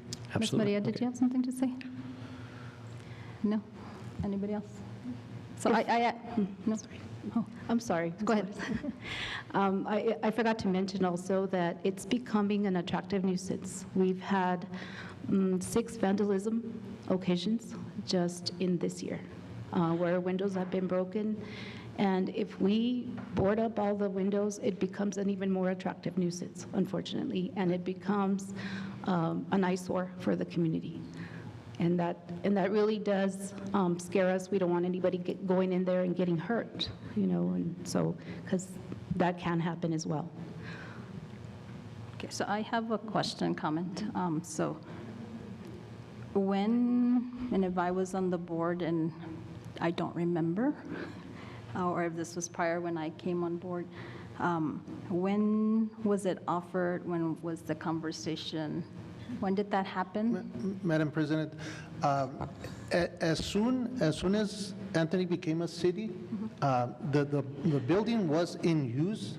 It was being used. I'm not going to pretend to know, where we were at and of knowledge. I mean, it has asbestos. It's had asbestos since it was built.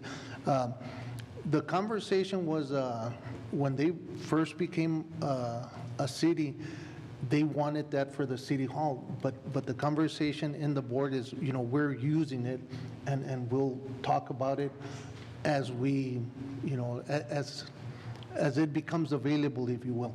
right? You know, if we downsize, what, you know, as we did some new work to the elementary, you know, getting out of there. But the conversation came up when the Anthony became a city right there and then. And we, as a district, as a board, we were not in a position to give it up right there and then.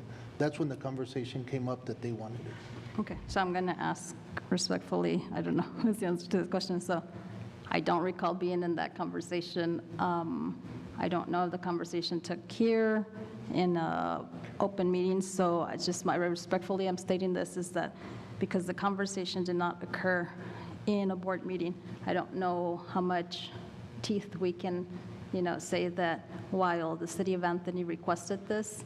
I mean, I've heard things being said, but I'm going to say I've never been in a conversation of that, so I'm going to agree as far as if that was the will of the city of Anthony when they became a city to maybe one day attain this building, that it should be now a real conversation and present to them, you know, the information that Ms. Cadena has presented to them.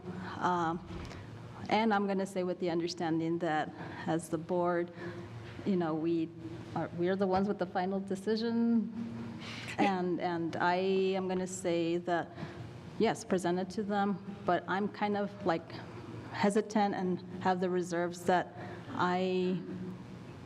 that idea of keeping it, demolishing it to serve our kids, it's like a win-win for the community of Anthony because it's going to be serving the children of Anthony. So I just wanted to throw that out there. Madam President, the city never formally came to the board, ever. It was just conversation, obviously conversation with myself. I think they spoke to Ms. Sines, but again, they never formally came to the board asking for it. But it was just conversation amongst the founding fathers of you know, the city, that you know that you know, they were interested in it because it's part of, you know, who they are. But again, they never formally came to the board to ask for it or even to say, hey, can we get in line? You know, it was just conversation, but never formally. So again, all I'm saying is that, you know, we're not nowhere were we ever obligated that they're the, you know, first on the list. I'm just saying it's part of Anthony. I'm just saying, hey, you know, this is what we have scheduled for it. Are you guys interested? And I mean, again, that, you know, but we're not obligated. Never did they come here.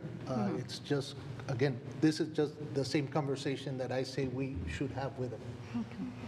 So I'm going to say, I'm going to speak for myself. I'm going to say I agree with a conversation and present what was presented, see what the outcome, and that conversation would have to occur here, or how would that be handled? Madam President, the way I see it, I'd like to, if the board's okay with this, what I'd like to do is sit with Ms. Cadena and I sit with them, help them understand what the current condition is, and let them review the report that's available. It's significant. This is not a simple thing. Then the other thing I would like to ask of them is, if they are still interested after having that information, because knowing this board is the final decision, then I think it would be reasonable to say, if we know there's $5 to $6 million, they're a governing board, we would need to see them as an action item put aside $5 to $6 million for that remodel. And when we see that happen, we know they're serious. Then they don't own it yet. They don't own it until this board votes on it, because the district owns it. You're the deciding element. Then you have all the information up front to say, well, the community has the money or doesn't, and they're either willing or not willing. And then you still can make a decision, and that would still be here. Okay.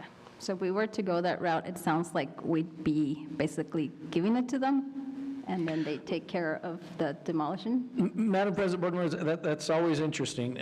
I will tell you, I've been through a couple situations. Typically, when you're dealing with school districts to municipalities, there's an exchange, right? There's typically, now, you also as a board might come back and say, no, we'll sell it to you. That's, again, a decision that you get to make. And so we could also work to say, here's a reasonable market value. We would sell it to you for this, but again, we know they're about to put a $6 million investment in it just to get it up to be safe to occupy. And I don't know what those additional dollars might mean, but they need to see all those possibilities, and we'll present those to them to know what they're in for. And then again, still has to, it's not a decision I get to make, it's not a decision Ms. Cadena gets to make, we'll come back to the board. And it would be a formal action item to either move that direction or not. Any further questions, comments, or concerns? Mrs. Murillo? I have a question. What is your vision? Let's say we demolish this. What do you see there in the length of time in that specific area? Madam President, board members, terrific question. I am, we just went through this election process, and I'm really looking forward to not talking about the election. I understand how people who don't like football feel after the Super Bowl. That's how I feel today. I really just want people to get to work.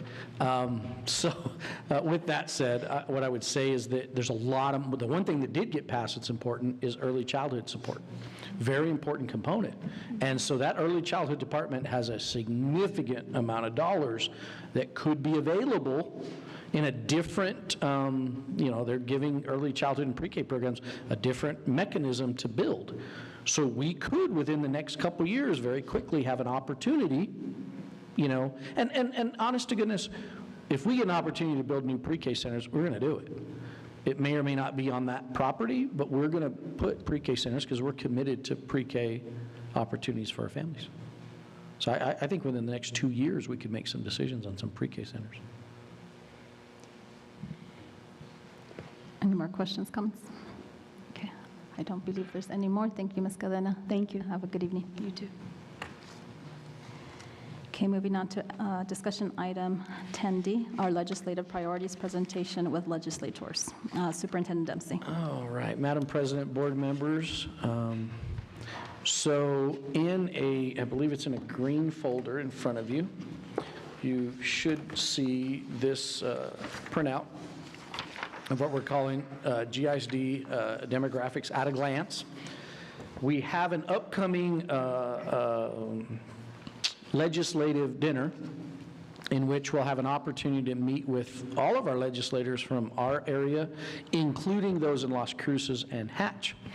And so what we'd like to do is, first of all, let you know that this would be presented to them. It gives you good demographic information, our mission, vision, strategic goals, your contact information. I did, include our blue ribbon schools there in the middle.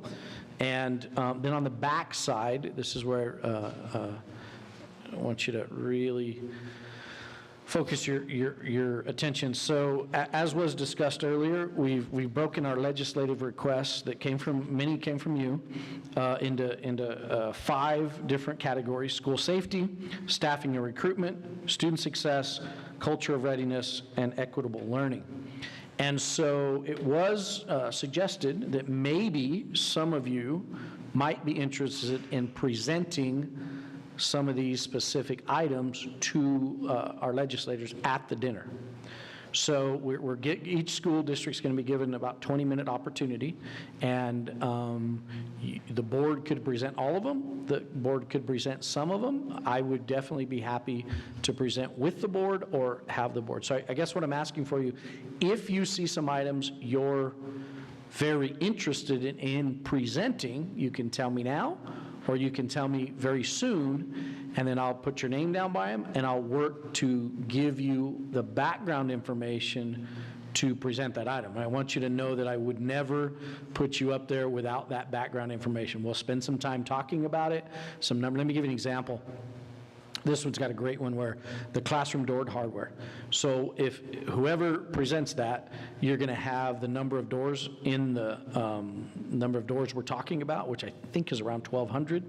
The cost of professionally installed of these new locking mechanisms, which is about currently $900, and there's a caveat there that you're going to want to emphasize is currently $900. With inflation, and by the time, if this were a special legislative appropriation, chances are we're not going to actually see the dollars for 6 months. It could be $1,100 by then. So we got to be, ready for that. And there could be a very specific, if I were a legislator, what I would like to see, knowing that they share different parts of our district, I would like to see, if I were able to get you a special appropriation, you commit to me that those locking mechanisms go in my schools in my area. I think that's a fair exchange there. So that's an example of all the information we would provide for you, and that way you're prepared to present that information. So I just broke these up into buckets. Legislative request, obviously we have SROs, which is definitely a continued project, and those are very important. One aspect of SROs, it has to be recurring dollars. It has to be recurring dollars, because you can't hire people for a year and think that this school security thing is going to go away. It's not. So classroom doors, that doesn't have to be recurring money. That can be a one-time investment. Staffing and recruitment, we've talked about some child care. Got to get some details about that one. What do you have in mind? Would you want to consider a centrally located child care center for our staff? I think that's how it was presented for staff. Would you want one in Chaparral, in the south, or in the north? That's 3 centers we'd have to, and I think the facility we can work out. The employees is recurring dollars, so you got to make sure you got recurring dollars to pay them. Or do you consider a reimbursement? Would the board consider us requesting dollars that employees then would find their own daycare, but then be able to be reimbursed a certain amount? So we just really cycle the money, and someone else manage the employees. That would honestly be my recommendation, but you have to dig down on what that needs to look like and what you envision with it, okay? So there's going to have to be some work on that. We talked about SPED stipends, National Board Certified stipend, and then this employee health care. This one is going to be a very highly discussed topic. It's called the 80-20 bill. And in general, what it means is the costs associated with health care packages, 80% on the district, 20% on the employee across the state of New Mexico. That's not currently how this works. Now, there's some, you say that and it almost sounds simple, and Ms. Martinez was trying to help me understand it. So you got to understand that there's Blue Cross Blue Shield, high and low option. There's Press, high and low option. And then there's, based on your salary, there's different categories that you fit into. So there are some pretty significant components of this that you're going to have to work through. So if that's something you're interested in, we're going to have to spend a lot of time, just making sure you're well poised with that component. Again, those would be recurring dollars. So these can't be, that one cannot be a one-time appropriation. Chronic absenteeism, you heard a lot about that. Ms. Villalobos did a great presentation on that. You also heard some of her struggles, right? You also heard that we're going through those interventions. She has some data that, I think there's over 1,200 interventions that have already been documented. I mean, that team of 7 that she mentioned, they are working really hard to engage with those families, engage with those parents, but at the end of the day, we make a referral to CYFD or JPO. What CYFD and JPO are telling us is they have no resources or no teeth to change anything. And I would even suggest chronic absenteeism is an adult problem. It's not a student problem. It's a parent problem. We need parents to get involved in their child's life and ensure and prioritize school. And so that one's another one that, if that's an interest, let me know. Rosie's team can get you really up to speed. They have so much information, they could get you ready. And then we talked about an assessment alignment. And this is really important. How we gauge the success of our kids and what that looks like, we need to be sure these assessments are aligned to our standards so that our teachers are teaching the things that will ensure our children are successful. Oops, I think I skipped one there. And then we talked about funding for fine arts. I would need some detail to what you envision with fine arts, okay? This probably sounds kind of like, to me, a one-time, request, not recurring dollars. But what I would need is some detail. Fine arts is a broad category. Are you looking to support music programs? Are you looking to support art programs? What do you envision with that so that when we make the request, what I don't want to happen is we get an allocation and then you have a vision of something and then somebody else takes it a different direction. So we need just some details on how you envision that, what you would like to see occur with it, and then if we get an appropriation, we would gladly be able to, make it match what you envision. And Ms. Murillo. Two things. One, and this is my personal opinion. We brought this up to you because people came up to us telling us their needs. I don't know the needs, right, of these people. So I feel at this point I'm an advocate for these specific programs. So fine art programs, what was brought up to me, and it was at every single age level. Elementary, they said, well, we need instruments, right? Our music, we would like to have a nice Christmas music event, different programs. So one was the programs, bringing to the elementary, the middle school. A lot of our equipment doesn't work, so we can't use it. So therefore, we cannot provide that specific instrument during band because we don't have the money to fix that instrument. So they have the instrument, they're just sitting there because they don't work. Another one was at the high school level. They want a mariachi program, but this was brought up for all 3 different high schools. So then I said, okay, so there's a need and there's programs that there's an interest. So my specific, when it came to the fine art programs, it was those specific programs that were brought up. I don't know if any of you guys have heard of anything else in addition of, but at this point, I would like to advocate for music, to repair music instruments and to build programs, to get them started, I guess, yeah. But I don't know if you guys have any thoughts or if you guys have heard anything from the community or your teachers, staff. So I'm going to agree with Ms. Murillo is that, just from hearing from parents and myself being a parent of students that have graduated, being participants in band is many times as band parents, we sit there in the stands and we start talking, and so we start saying, well, why don't we have in our district band programs at the elementary? I know in the Chaparral area we don't. I'm not sure.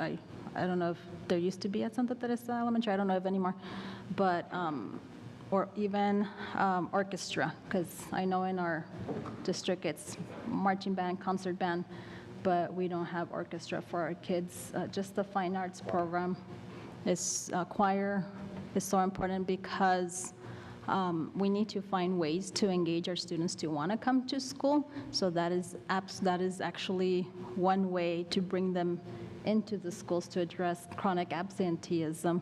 So we've got to start, not everybody wants to be in band or choir, but for those kids, that's an incentive. They're going to have to be eligible to participate in competitions or activities. So, I would love to see at the elementary level for there to be orchestra band, definitely in all schools, in the entire district. Also, us being a majority serving Hispanics, myself being a Hispanic woman, definitely seeing mariachis. That is our culture, es nuestra cultura. So es muy importante para mí que haya mariachis en las escuelas secundarias. So I would agree with that. Ditto on everything that you said, Mrs. Murillo, basically, with regards to the fine arts program. Anybody else wants to make comments regarding that area? Yes, regarding that area. I think those are important points. But I think also bringing to the table, one of the things that I would like to see perhaps is, telling the story. Why is it that this is necessary? And so the people who would know better than the people that are, doing teachers that are the arts, the music, that can provide us that information. These are needs that we're seeing in a sense of just superficial, right? And I'm not saying it's bad, I don't mean it in a bad way, but there's more to it, because there's a possibility, like I said, like the art, what are their needs? Do they have needs? Not just the music, not just the instruments. So I think talking to them and maybe creating something, when I say telling the story, maybe have like little blurbs, or I would have loved to have people that are being affected by this, or that it would create an impact for them to be present at this. But if that's not the case, I know it was mentioned, maybe like creating a little video of what it is that those needs are. Because hearing the story is bigger than just asking. It's really understanding, why is it that we are asking this? There's this need, and it's specific. Madam President, all of the things you mentioned, we absolutely, I think, can capture. What I also want you to consider is the funding streams. So if we were talking about instrument repair or instrument purchase, that's a one-time allocation. If we're talking about adding staff, recurring dollars. And you're going to see that those are different pots of money as LFC looks at this, okay? So both of those, I'm more than happy and excited to advocate for. And I think they were very beneficial and important. But we have to know what we're asking for, because we're standing in front of we're going to be standing in front of the people who are going to be making those decisions. And there's, just like us, there's always more want than there is money at the end of the day, right? Mm-hmm. So we got to prioritize those and say, okay, maybe we tackle this part this year and we start working on the next part. The recurring dollars are going to be the heavy lift, is what I'm trying to get out to you, or the information. But that doesn't mean we don't advocate for recurring dollars for this. I think that's, it was said earlier, I think there's an opportunity there to address some of our students' social emotional needs and their engagement in school. When I talk to students, one of the students at Chaparral High School made it very clear to me, and from students, sometimes it comes from a little different perspective. When I asked him, what would you want to see in fine arts? He said, I want to see small guitar classes. Right? He didn't want to see orchestra, right? He didn't want to, right? And I don't think he even envisioned, like, I don't ever want to be performing in front of people. I want to do this for me. And when I heard that, I want to do this for me, that really said something really important to him. Right? That's something that he felt like he needed. And maybe if he got good, of course, if he was really good, he'd, want to probably play in front of everybody. But we've got to, and I did bring this to district leadership, our students, and those are the kind of responses I received. One of the best responses was an individual that anything that allows students to express themselves should be embraced. That came from students. That was good. That's good. Yeah. So I guess I have a common question here. So I just finished putting dollar signs next to, like you know how you have school safety, staffing, recruitment. So from what I'm seeing is all of these, with the exception of student success, requires money in the form of recurring funds, correct? So like school safety, our SROs and the installation, or which ones are the recurring that you are recommending? Probably we should ask for recurring funds versus a one-time Okay, we can amount. go through that. Resource office, recurring dollars. Installation of door hardware, that's a one-time allocation. You should maybe put a 1 by it. Childcare options, that's recurring. Stipends for SPED, recurring.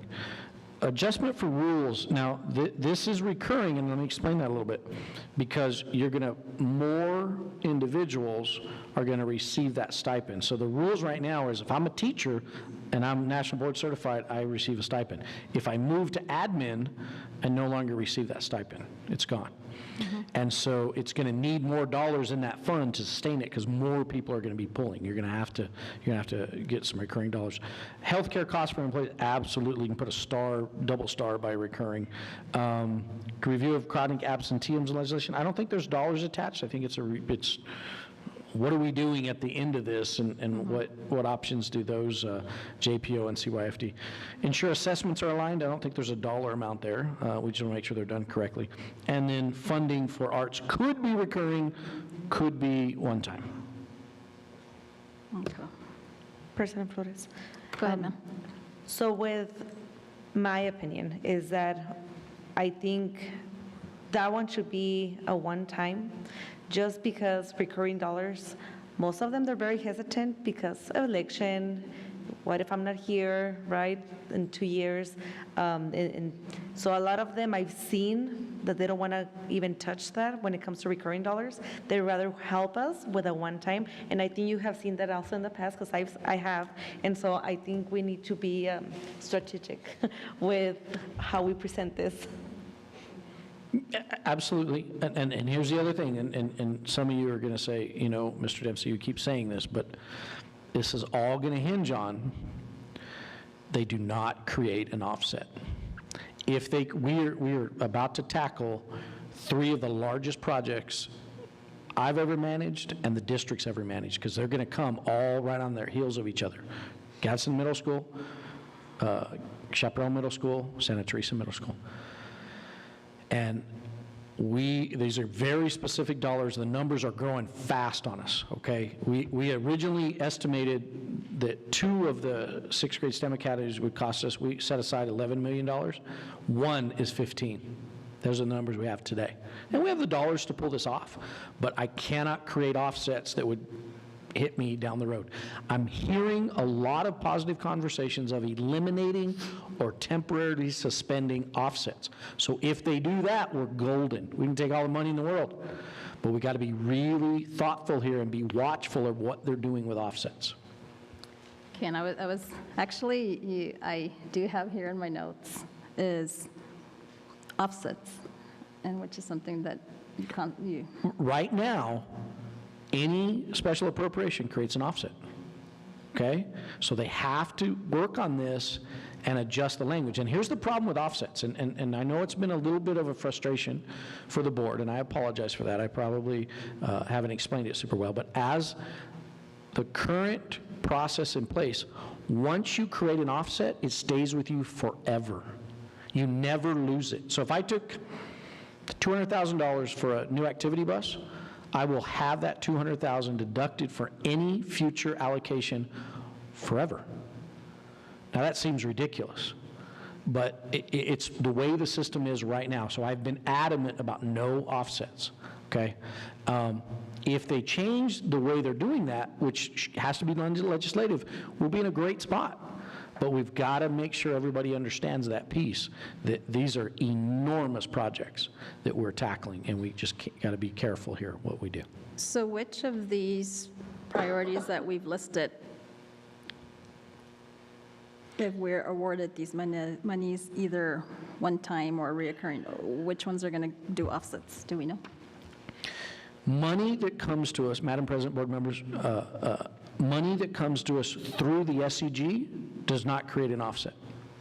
So if we're asking for an increase in arts funding, had those dollars come to us through the operational fund, no offset created, okay? If we get dollars for SROs through the SCG, no offset created. If we take a special appropriation, recurring or non-recurring, I can't think off the top of my head of a special appropriation that's recurring dollars, because they're typically for facilities, a purchase, a one-time, right?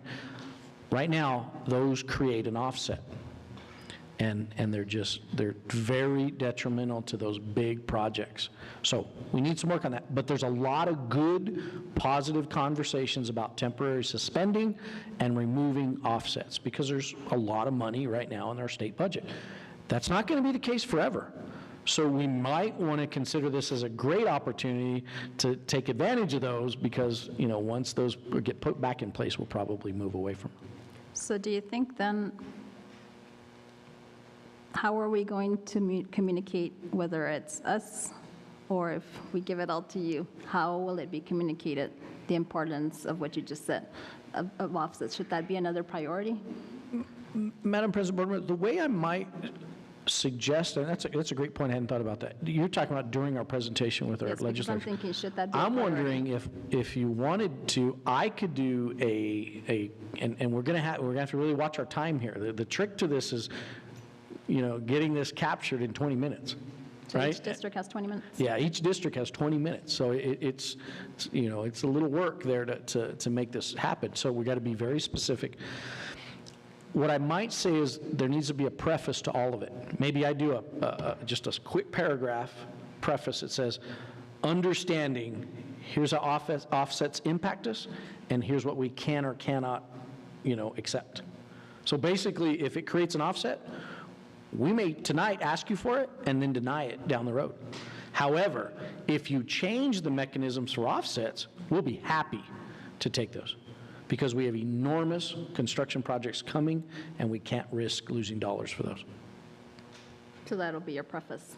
I could, and that seems like a good idea. I mean, I could easily do that. What do y'all think? Go ahead, ma'am. I think telling them before time would be better, just because they can be, you know what? Because remember that we're not the only ones who are asking for money. They have also the city, they have the community, and so I think if we give them the options and make it nice and clean and be like, look, this is what we want, this is what we need from you, this is how you will be supporting not only us, but your community, your constituents. But if there's an offset, we don't want it.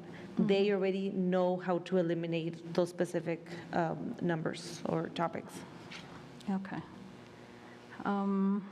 Okay. I'm looking at in the culture of readiness. So I was the one that talked to you about ensuring assessments are aligned with standards. And so at our last board meeting, Mr. Duggan and I, we were talking afterwards, and, you know, and why did I bring this up is because it was mentioned at a coffee with the principal, and I was challenged by our principal that, you know, our assessments that we're given are not aligned with standards and they're biased. I'm thinking that maybe we should remove this until we research more whether this is a fact or a myth. Are y'all okay with that? Because, you know, I don't want you or myself to go up there without being well-versed in what we're trying to ask. And so at this time, I'm asking that be removed, but I am requesting that that concern still be addressed somehow to make sure that we address whether this is, like I said, fact or a myth, whether it's, you know, and probably provide PD to all principals and teachers in case this is what we're feeling. So is that cool? We can remove that. Madam President, absolutely. I think I think you're starting to really capture that what we say has to really be on point, and we gotta, you know, they're there to help us, but we can't lead them off course. And I would want to dig in. You know, I do believe there's a conversation to be had behind biased assessments. I do. Mm-hmm. But I also am going to say, and you know, I think we've articulated this many times, I'm not going to play this Porejito syndrome. I'm not going to do it. Our kids are amazing kids, intelligent, and they can get it done. And so we're not going to lower the standard for any child in this district. We're going to help them, We're going to meet their needs, but we're not going to lower the standard. And so I'd be careful with that thought. And I don't know if you felt that same, but when you just said that, I got that little feel that says, I'm not going to lower the standard. Academic standards are going to stay high, no questions asked. Okay. Right? Okay. So with that being said, I removed one, but can I still suggest another one? Absolutely. Okay, so I'm looking at somebody over there in the corner to help out. So, and see if we agree. So I am thinking something along the lines of dual language. Why dual language? Because it is in our Constitution. And, you know, I am a proponent, advocate for dual language. However, dual language does cost mucho dinero. Especially if you're trying to run a program where you don't have self-contained teachers. You want the all English and the all Spanish. So I would like to propose that, would that fall under cultural readiness? Do you guys think that that would Madam President, I think we can word it. I think we can word it that way. I have a thought. I'd like to talk to the leadership team a little bit how to do that. So you would be, let me make sure I'm clear, you'd be asking for support of a dual language program. I'm going to be careful with the different modes of that, but those are recurring dollars because it's staff we're talking about, right? It's quality staff we're talking about. So something along the lines, and I'm sorry if I'm not totally educated, you know, on this, but, you know, because it is in our Constitution, correct, that we offer bilingual Spanish and English, and so this is in our state constitution, and so we should be advocating for this. However, it's in our state constitution, but yet the funding is not there. It's kind of like those unfunded mandates. Well, darn it, it's in the Constitution. Why isn't it being funded? And so, and then to one day also extended, I'm looking at you, Mr. W, because I did overhear you say, I love your thought on bringing Chinese one day, Mandarin. So it's not just about español and English, it's about trying to bring as much opportunities to our students so that we want them to stay here in the Gadsden area, but those that want to go forth and beyond, they will be global citizens that are ready, you know, in many aspects, including being bilingual, trilingual, I don't know how to say quadrilingual, I don't even know how to say that. But definitely, if in working with Ms. Tarazona and your leadership team, definitely, does that make sense? I guess what I'm asking, I can't think of the verbiage right now, but definitely that there needs to be reoccurring dollars for districts that are selecting or wanting to implement dual language programs, because dual language also is better than your transitional models, your maintenance models. And so we just finished, well, some of our individuals here, employees and teachers, just finished going to La Cosecha. Is that what it's called, La Cosecha? And so also these monies would go into helping us also with the training of our teachers so that we get top-notch PD for our teachers. So we could work something out. Does that make Madam sense? President, we absolutely can adjust that. You and I both probably have some nice windshield time headed to Roswell this weekend. And so if you have a thought, shoot me a text and we'll work on some language and we'll include it. Yes, most definitely. Okay, thank you. What else, guys? I actually have another comment, which is a touchy issue, but I'm bringing it up. So it's kind of like on your behalf, sir, is offsets, that we don't want offsets. But we need to be prepared also because we're presenting this, and I know our state reps are going to throw it. I don't know if this is how it's going to happen, if it's just them listening, but maybe after them listening to us, but it's been brought up before, is cash balance. Mm-hmm. And so I guess as I'm looking at this list, I'm thinking, you know, they've told us, well, what are you doing with your cash balance? You know, I look at you know, installation of hardware. Well, probably, I don't know, we have enough cash balance to deal with that, or SROs, but then, you know, cash balance, the way I interpret is like, they're also on our end, like a one opportunity, like injection, if you will, to solve something. So I'm thinking that most of these priorities that we've listed collaboratively cannot be resolved with cash balance completely because we would need, does that make sense? What I'm saying is how can we make an argument why we need these recurring funds? And yes, while we have a healthy cash balance, why, I don't even know what I'm trying to say, but Madam President, because they're gonna ask us maybe No, there and then. so. Can you help me elaborate? And Madam President, trying to those are say. great conversations. Every one that you put an R by, because recurring, you can't use cash balance for. Every one that you put an R by, you can't use cash balance for. Okay, So the big, heavy lifts, you can't use cash balance for. okay, okay, Those are recurring dollars. You cannot use that for salary. okay. And so there's, step one is can't do it. That's their rules, not ours.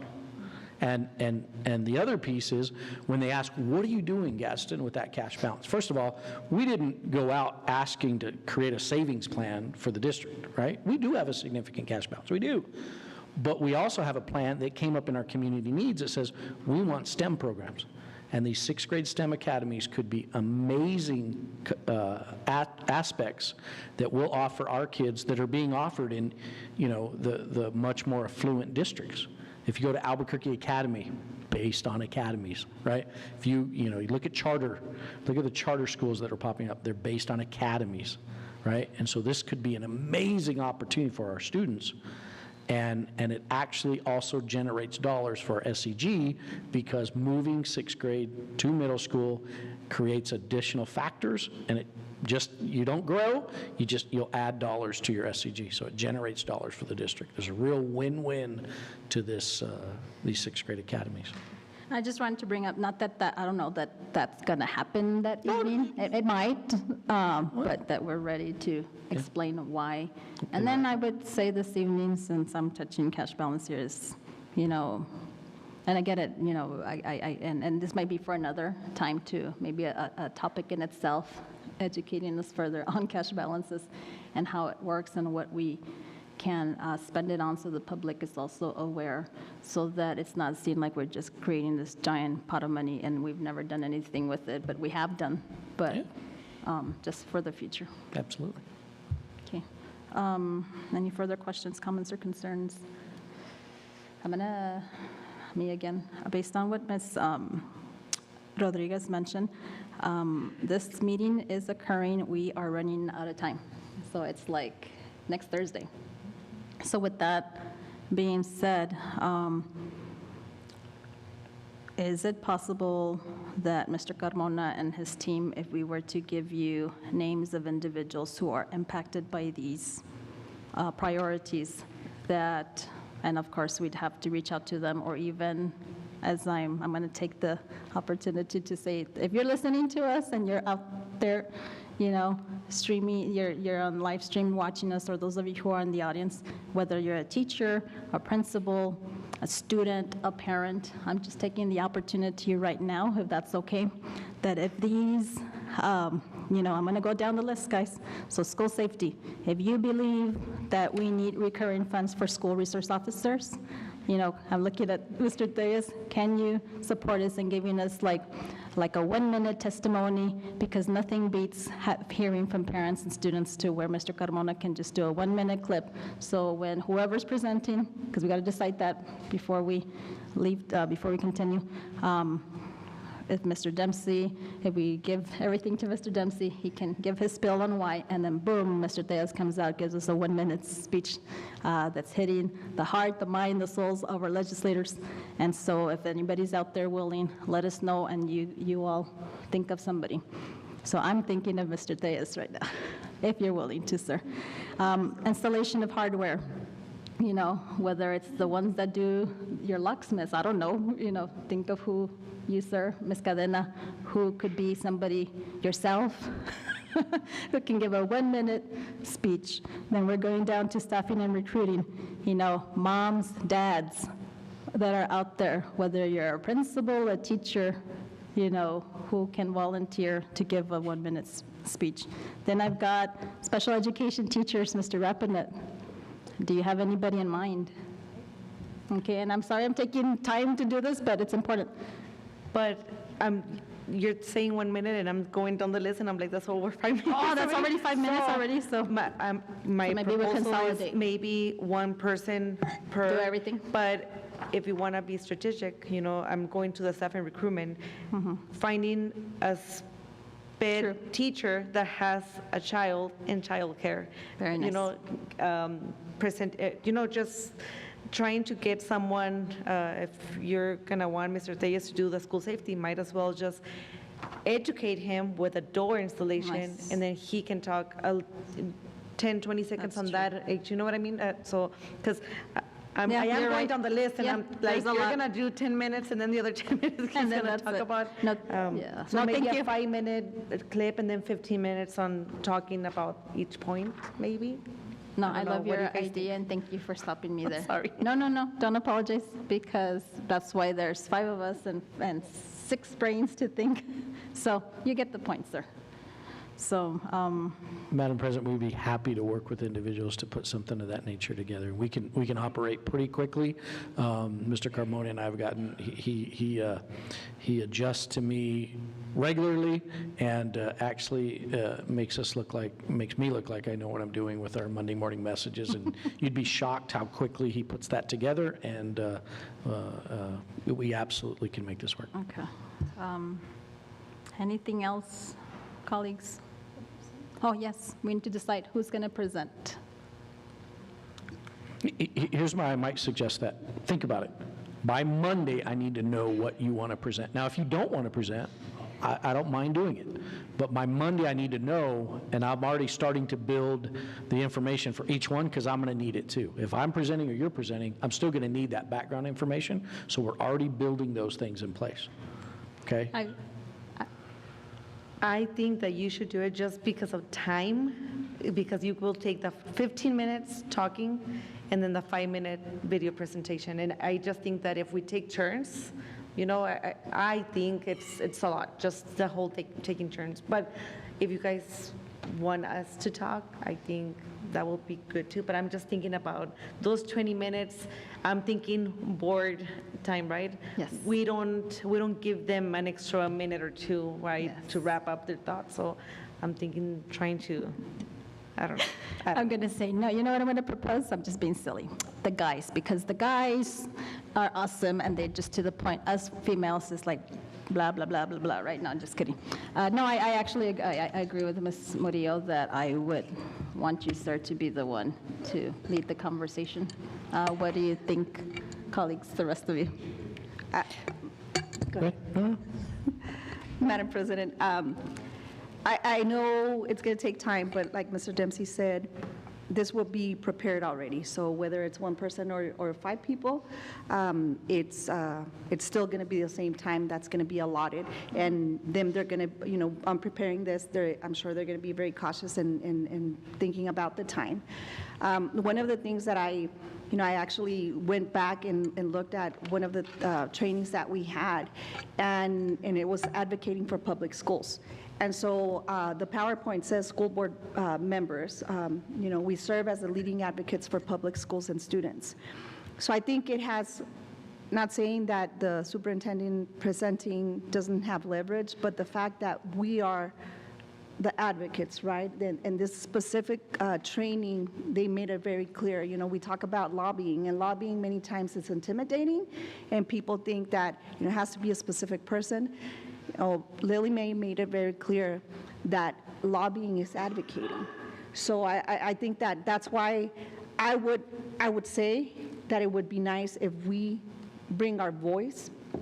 Again, it would be a prepared thing, because we do need to be very well acquainted with what we're requesting and why we're doing this, right? But it would be nice. I mean, we do have 1, 2, 3, 4, 5 legislative support needed ideas here, and I see 5 of us here. I know that it's difficult for us sometimes to speak in public, but it is our duty. It is our responsibility, and it is our voice, again, that we are doing this not for us, but we're doing it for our communities. So bringing our voice in might be more beneficial in knowing that this is what the community is asking for, and especially bringing those points, like you were saying with the fine arts. You're very informed on that subject. So, we're not going to be putting in our words, where you're saying that we might take a little bit more time because we're the ones that speak, but it'll be scripted to the point, and just, be active in this advocating. So that's just my thought.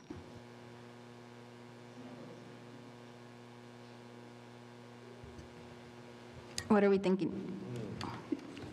And I'm going to say that I appreciate what you just mentioned, Ms. Rodriguez, and I fully agree with that. But I'm going to say I don't want to put anybody in the spot. We want to be respectful. That I just want to be respectful and give everybody the opportunity. If you would like to share a part, by all means, speak up and pick your part, I suppose. But again, Mr. Dempsey's willing. What were you going to say, sir? Go ahead.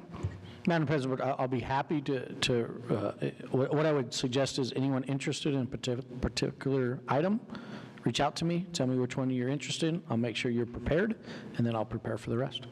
And if there's none left for me, then I'll enjoy the desserts. So I would probably say, well, I guess, yeah, we have till Monday. And if you can let them know ASAP, let Mr. Dempsey know so that preparations can be made accordingly to whatever y'all decide to do. Anybody else want to say anything? Seguros? Okay.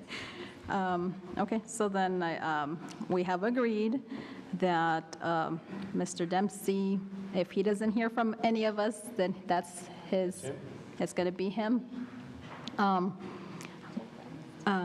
But, think about it and then reach out to him if you'd like to address. And then also you will be working with Mr. Carmona to identify individuals who could give those summaries. And thank you for the feedback, Ms. Murillo, that, I was asking for a minute for each topic. No, bad idea. Thank you for stating your opinion. Madam President, board members, we'll need names as quickly as I need volunteers, so we can move on those. Right. So I guess, as I prepare under each item, you'll include those notes for you, so that because even if you just say, Mr. Dempsey, I want you to present, but I want you to highlight, don't miss this, because, I'm going to see it from one perspective. Let's see it from all of our perspectives. So if I'm missing something in those, and what I'll do is I'll build a presentation, I'll share it with you, then we're going to have to transition it to, it's going to be one long presentation. They don't want to waste any time with, the technology side. So it'll be copied into their presentation, but I'll just build a Google slide right now, real plain. It'll look a lot better once it's there, but I'll start building each of those, and then as you see it, Mr. Dempsey, I want you to emphasize this. Don't miss this, and I can work on that. Okay. So again, the names of the individuals that Mr. Carmona would be interviewing, those need to be like now, if possible. And then I guess I would charge the audience, and if you want to do this, or but. Yeah, but thank you so much, Mr. Dempsey, for this, and it's going to be an experience of a lifetime because it's our first one. Madam President, correct? First kickoff, so yes. We'll learn a little bit from it, right? Okay. Good opportunity. Thank you. Okay, so moving on to discussion item 10E, staff professional development opportunities that require travel and Can I explain why I requested this? Absolutely. Yes, ma'am. Okay. Okay, so before I pass it on to Mr. Dempsey, I do want to mention to the public that I requested this be added to the agenda based on phone calls and texts that I received from constituents, /employees, and teachers, just constituents and employees. And so the concern that they were presenting to me is that, and again, I like to be very transparent, okay, so it was based on, okay, how, when And what started it all is Facebook, being transparent. Is, these individuals questioned me, okay, do teachers, administrators, or employees go on these trips to have fun or to learn? And so I'm like, okay, fair question. I said, so I'm gonna touch base with the superintendent. I was also asked how are individuals selected to travel, because there's obviously monies involved with paying for food, for traveling, whether it's through airplane, bus, a district vehicle, et cetera. And so those were the concerns. And I do want to also mention to the public who's listening and that's out there, is that I am an educator. I have had the opportunity to travel before the pandemic. I've attended NAVE, Cosecha, different types of conferences. And so I just wanted to make clear is that, that I know for sure is that when teachers or administrators go to a training, just like us when we go to board retreats or board conferences, the expectation is that there's an agenda, and so the agenda does list that, hey, from 8 to 4, 8 to 5, whatever the case is, you are expected, if the district is paying, you're agreeing that you're going to travel to that place and that you're going to attend the conferences. And after 5 comes around, then that's their time. And so if you do see me in the future posting that I'm at the Gorge, if I go to 2000, that's after I've attended my training.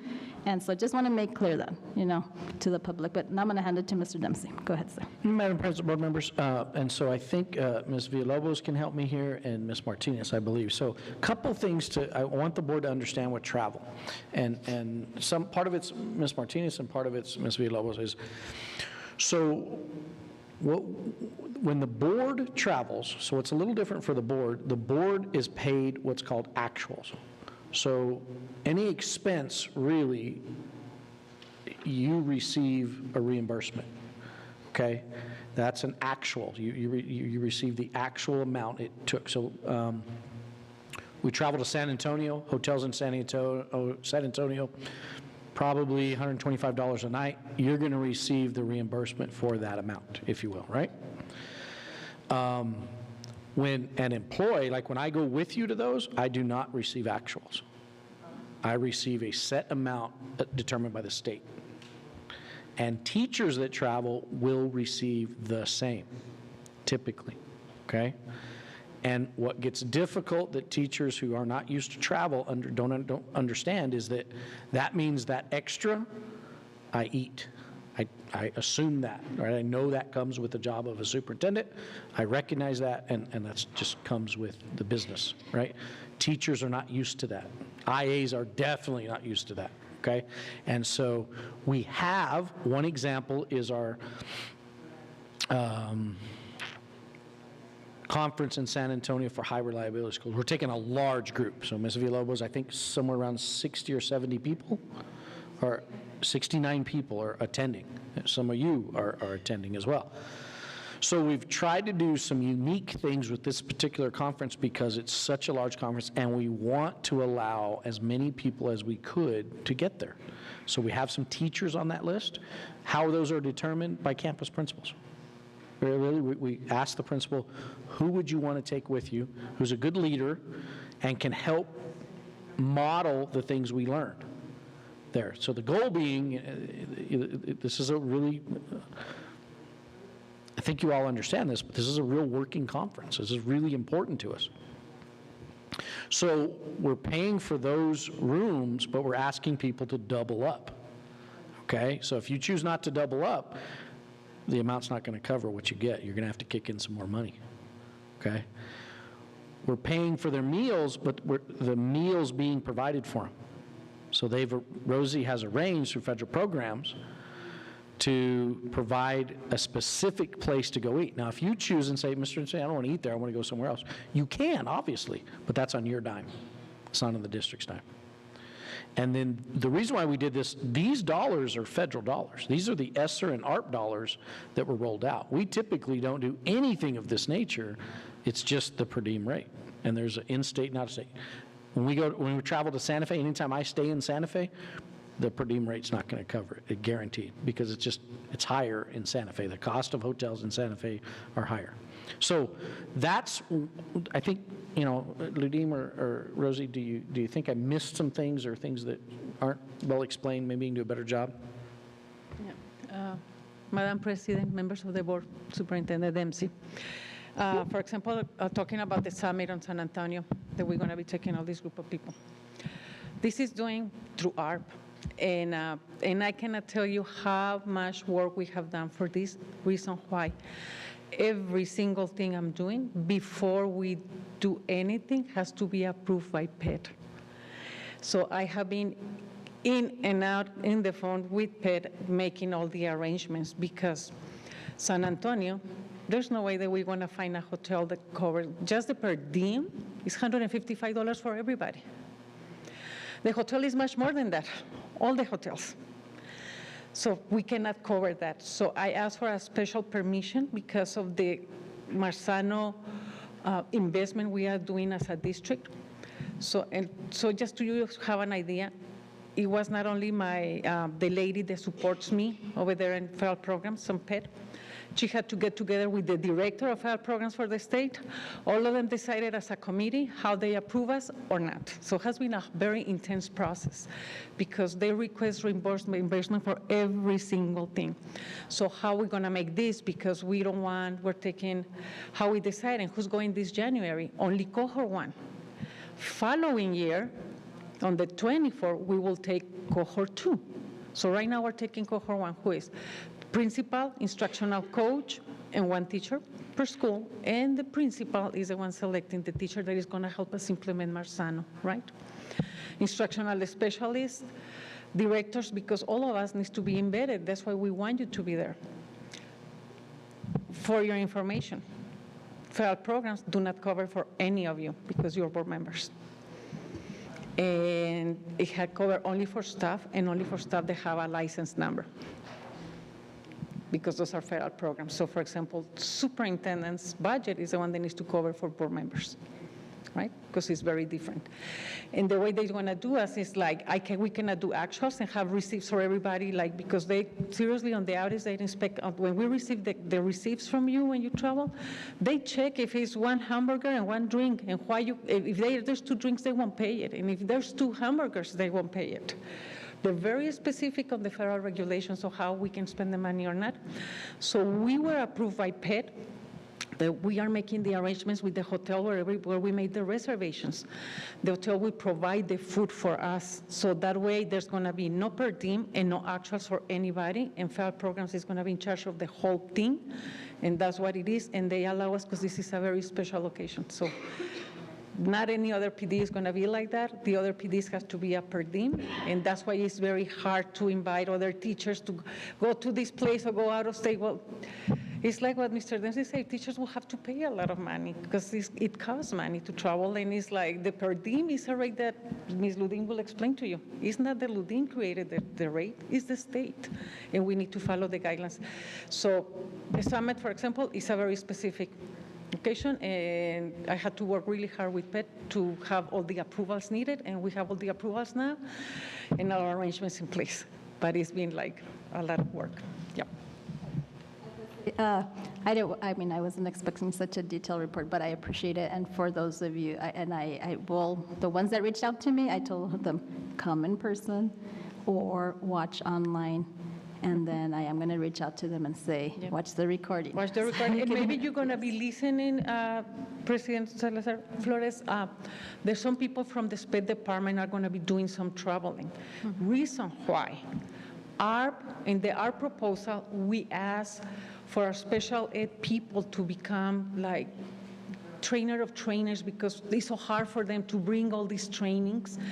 And some special ed people are going to do some traveling just to get this special, like a special training just on autism to really understand and come and bring it over here to everybody else. So there's going to be traveling, but it's only for some special education people that have very specific talents. Madam President, members of the board, I think Mr. Dempsey did a good job of summarizing that for you.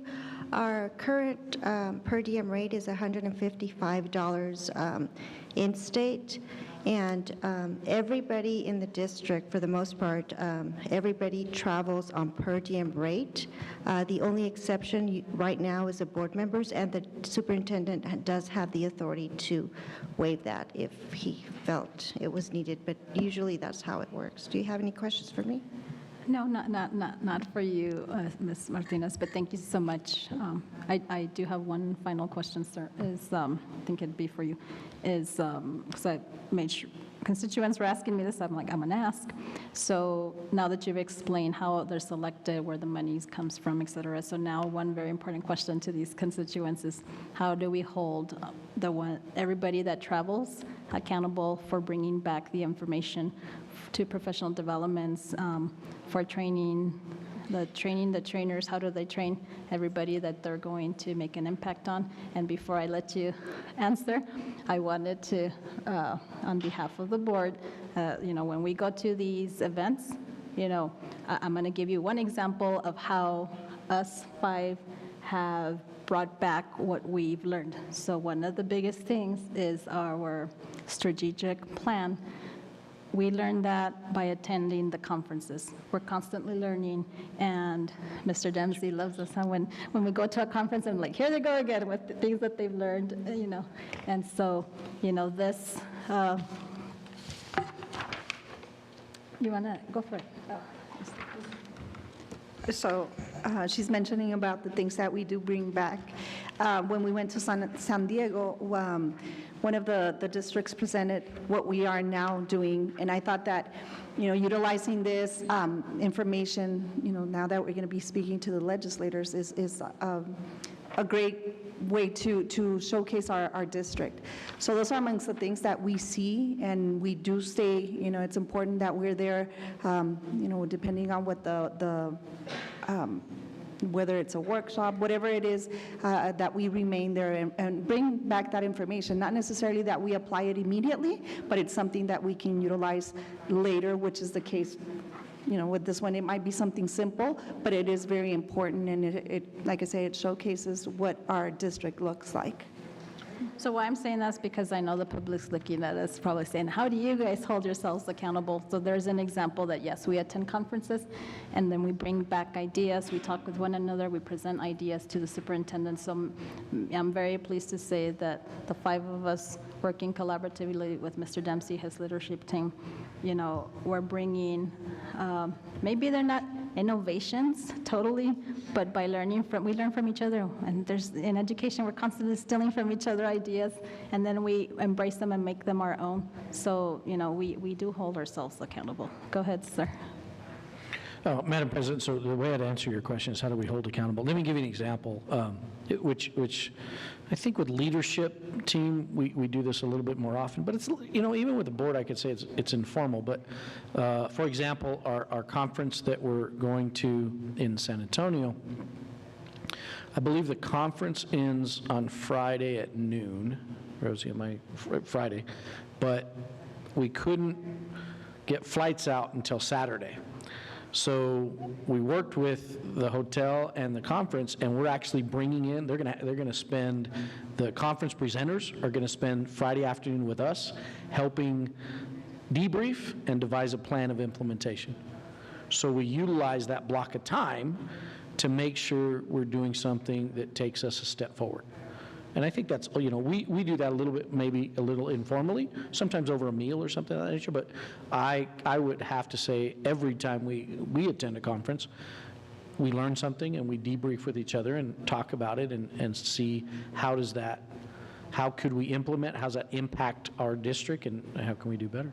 And I think it just comes with that approach. One of the things I would just ask everyone to do is assume good intention. Assume that everybody we send is going to come with a great attitude and ready to learn and implement. And I think if we come with that, we have a great, effective team and we have the right attitude. If we have a situation where an employee's not doing that, then we deal with it. That's a supervisory thing. But we assume good intention that everybody's going to take that seriously. And if there's any further questions, they can always reach out to you. Absolutely. Okay, awesome, sir. Okay. Thank you for your presentation. Moving on to discussion item 10F, proposed change to board meeting protocols, adding work session. Superintendent Dempsey. Madam President, board members, a couple of meetings ago, we had some conversations around some formalities, I think, of our board meetings. And through some, a conference and an opportunity that we had recently, I was presented with something that's happening up in the northern part of the state, Four Corners area, Aztec, Farmington, Bloomfield. I think there's 4. I can't remember the 4th. They've changed the protocols to how they run their board meetings, and we had I presented that. I want to give you a chance to look at it again, and we could talk about it. We know our current process is we establish an agenda, we begin our regular board meetings at 5 o'clock, and all presentations are done within that formal time frame. What they're doing, and they're finding some success with it, and they're starting to really like it, is you would begin at 5 o'clock, but you would begin with a work session. Less formality, right? And all discussion items and all presentations would be done during that time. Now, you would have to accomplish all those between 5 and about 5:55, because you take a little break, and then at 6, your formal meeting begins. And if you think about that, all the items you're going to be asked to vote on, you've already heard the presentation. You get a little bit of time to think about it. Doesn't mean you still can't answer questions. At any time, work session, open meeting, formal meeting, you obviously can ask questions. But the presentation component would all be done during that work session. I asked them, what about, sometimes you have a lot to cover.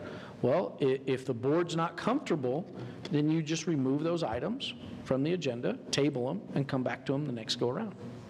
And so that might be a way, to think about it or utilize that. Here's some rationale. Work sessions are less formal, and they would happen prior to each meeting. It gives you a little bit of time as board members to process information. Presentation associated with action items would be completed during the work session, and questions for board members could be asked at any time, work session or a formal meeting. Discussion items would all be presented during the work session, so you would no longer have a discussion section in your regular meeting. Those would all be done in the work session. Okay, and we would have to adjust our agendas accordingly. And then I talked about the board meeting, the official meeting would begin at 6, which requires a little bit more formality and organization. This proposed process does meet all of the requirements with New Mexico Open Meetings Act, and it may require revision to a specific policy. That specific policy actually lists each item on the agenda, and it lists a discussion item. So if you wanted to do this, you wouldn't necessarily have, we could try this a couple times. Here's my recommendation. Think about it. If you decide you want to try, I'll come back in December, bring it to you as an action item. If you think you want to try this, we begin in January. We'll leave everything in place as it is. You'll still have a discussion section. But if this works, then we would amend that policy and discussions would be removed from the typical agenda. So you could it gives you a little bit of room to kind of play with this a little bit to see if it works. Maybe we try it a couple times if that's the board's feel. If it doesn't work, we come right back to this, no problem. But Ms. Delgado needs a little bit of lead time to advertise these correctly in association with, those open meetings requirements, okay? Okay. Questions, comments, concerns? Go ahead, Mr. Rodriguez. Just right away. I think that I like that idea. Something that I would also perhaps incorporate is having like a packet of all the things that will be addressed. That way we have that prior. We can do our reading, we can, prepare somewhat. I'm not saying that, we don't want those presentations. We still need them. But again, it gives us a little bit of time to prepare some of those questions, because most of the time we're viewing it here and that's when something arises, right? We think about something. And I think having that packet would also cut some time. Madam President, Board Member Rodriguez, I think that's a fabulous idea. And what I'll tell you right now, so we have a little bit of a challenge. The way we currently are, we need 72 hours prior to posting an agenda. So typically, like with Ms. Flores, we meet usually Sunday evenings to approve the agenda. Previously, sometimes it's been, with different presidents, it's been Friday morning, Friday afternoon, things of that nature.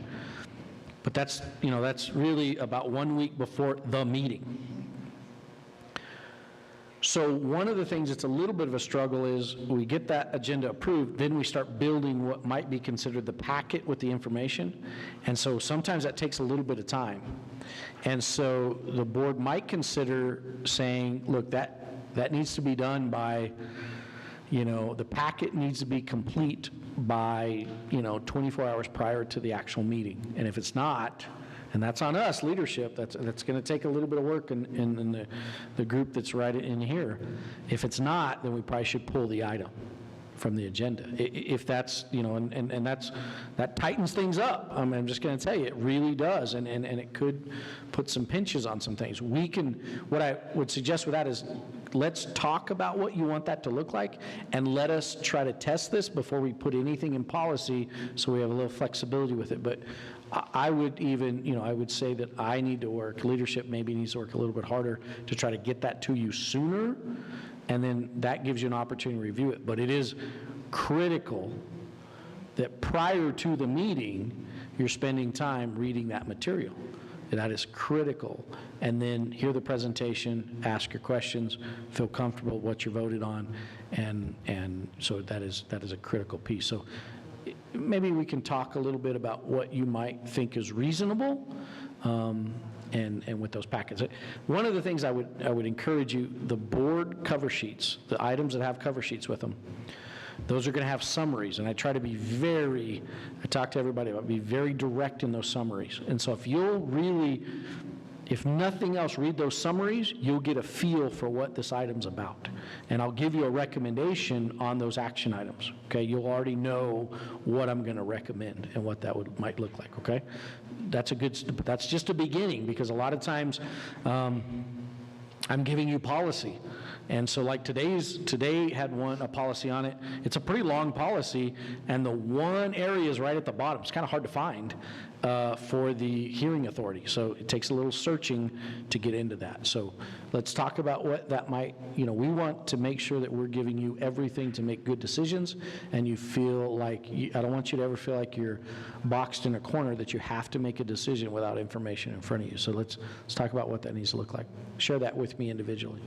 Be happy to work with you. Superintendent, go ahead, Mrs. Maria.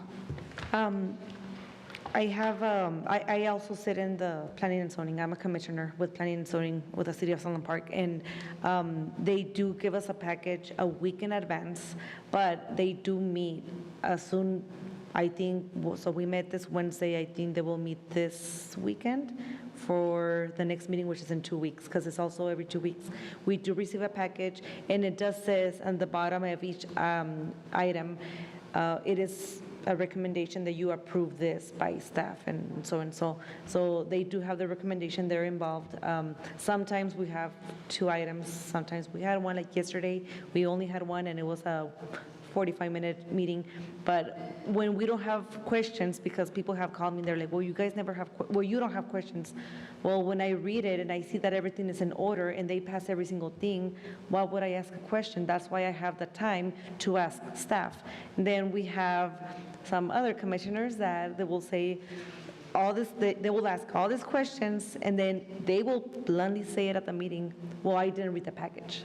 So then that's when you put yourself out there, right? And you're like, well, you're not doing your homework. But I do agree with the idea that Ms. Rodriguez brought up the package, because right now it's 8 o'clock and we went through all the discussion items and it took over an hour because we have questions.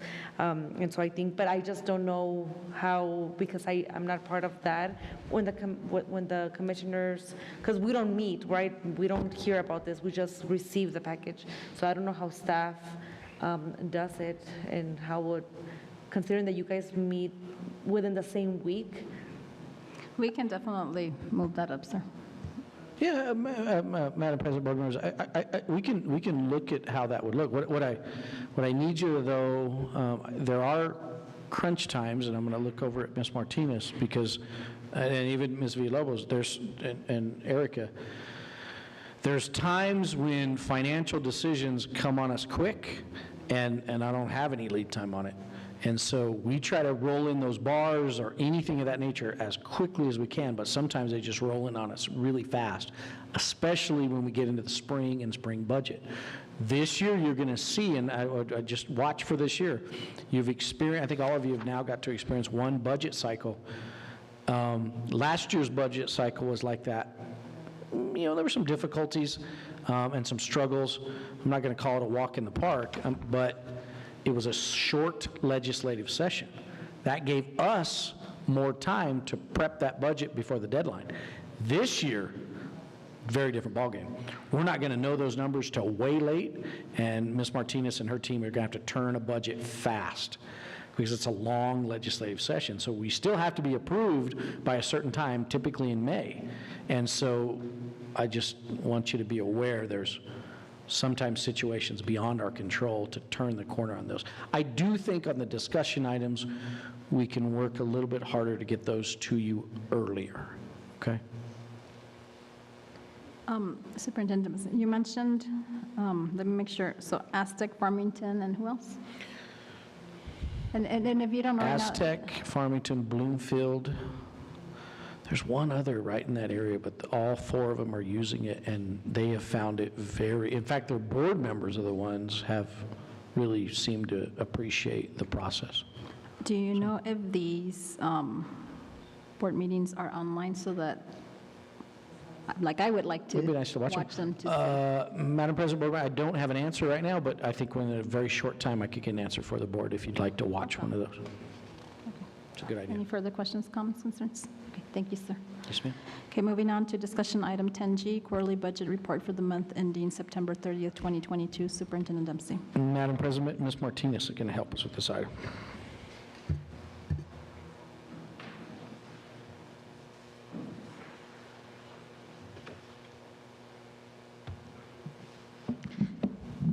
Good evening, Madam President, members of the board, Superintendent Dempsey. I bring to you for discussion the quarterly budget report for September. So this report covers July through September. Operational fund revenues as of September 30th, 2022 were $36.1 million. Operational expenditures were $28.4 million. The September 30th, 2022 operational cash balance after temporary loans was $68.3 million. As of September, the PED and other grant fund agencies owe the district approximately $7.2 million for grant fund expenditures and $2.3 million for student nutrition.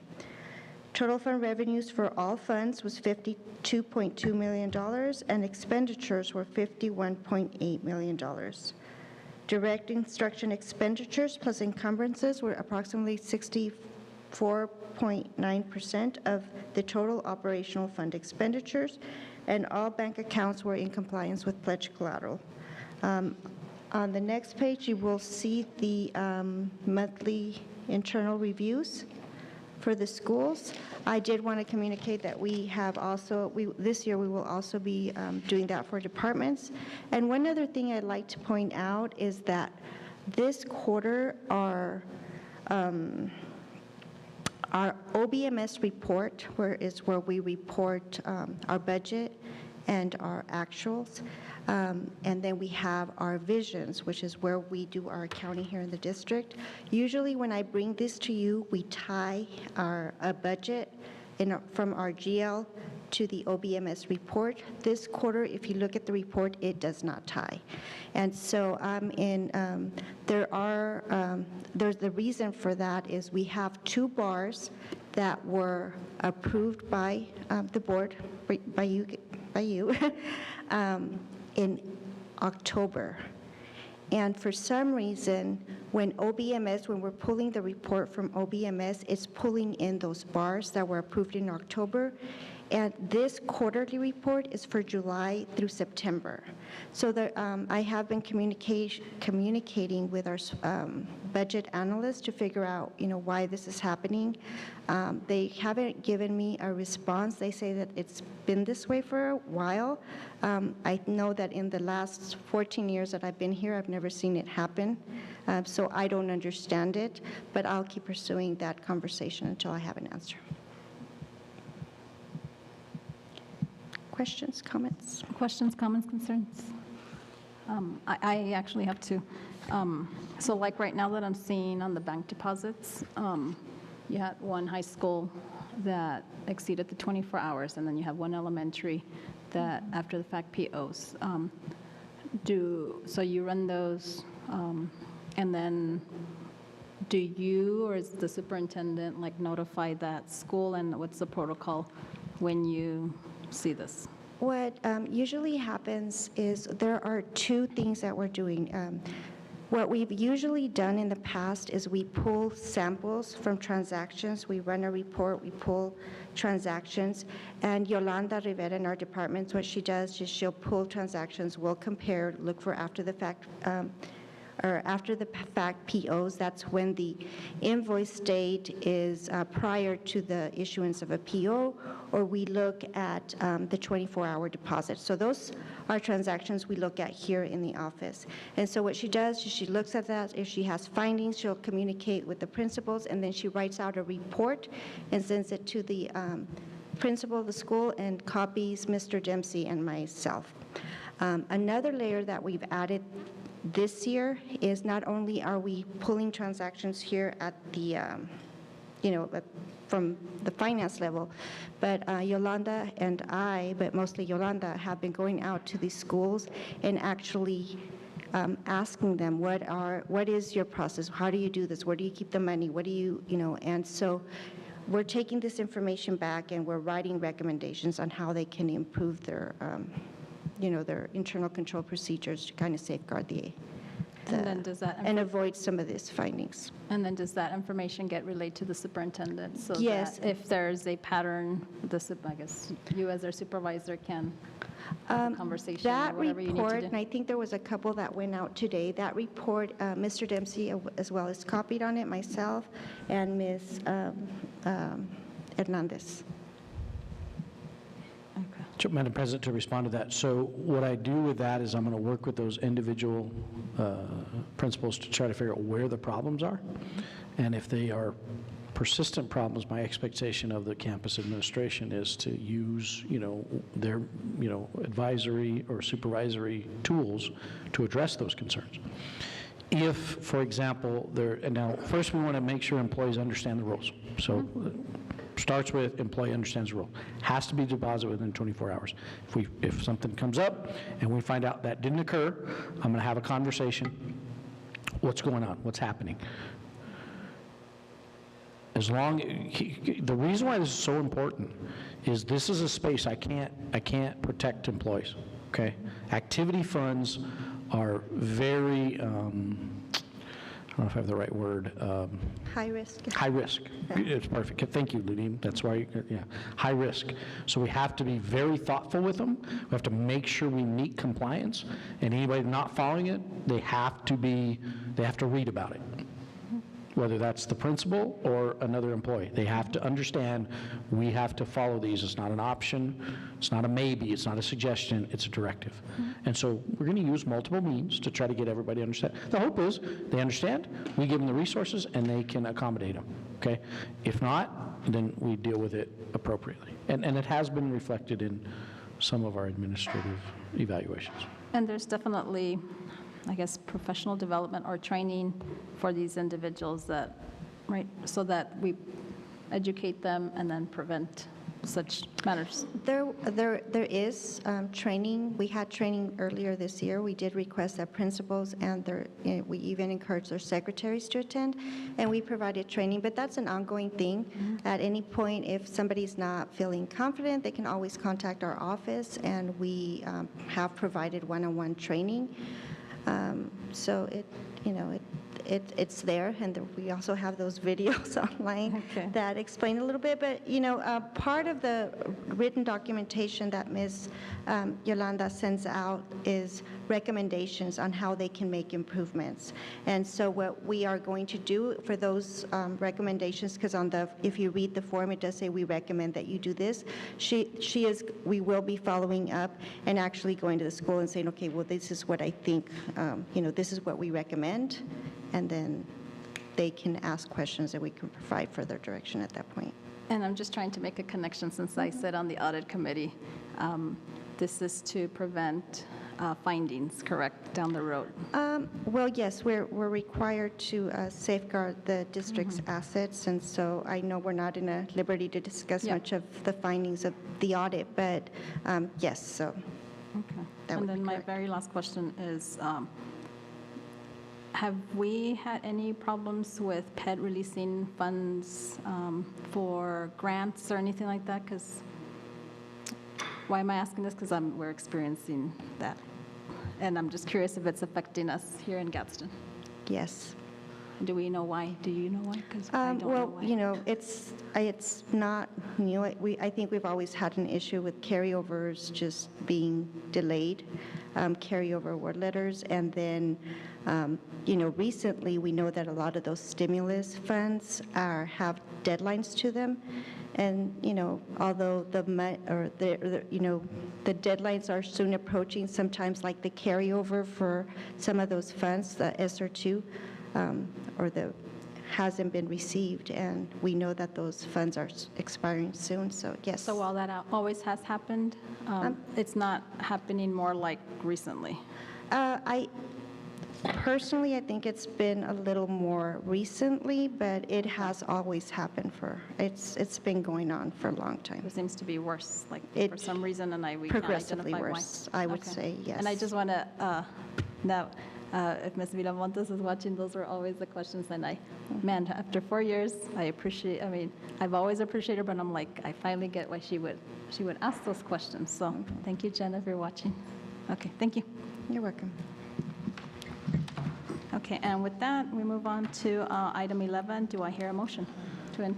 I'll make a motion that we go into closed session, personal session pursuant to 10-15-1, H-2, NMSA 1978, as amended for superintendent and associate superintendent's report on recent personnel action and issues, employees on administrative leave with pay, employee grievances, employee issues, and discuss superintendent's evaluation tool. Mr. Castillo has made a motion that we enter into closed session. Superintendent Dempsey. So recommend. Ms. Delgado, can you please take roll call? Mr. Cano? Aye. Mr. Castillo? Aye. We're not dismissed yet. If I can please have you stop moving and talking, please. We're not dismissed yet. Can you start that again, Ms. Delgado? Mr. Cano? Aye. Mr. Castillo? Aye. Ms. Flores? Aye. Ms. Murillo? Aye. Ms. Rodriguez? Aye. Okay, motion passes. We are now in closed session. Have a good evening, folks. Take care.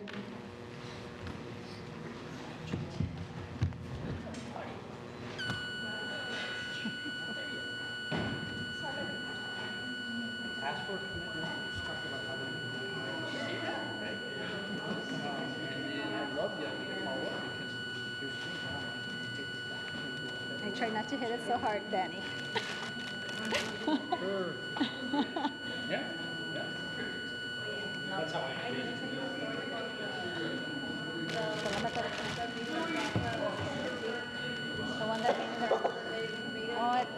Really?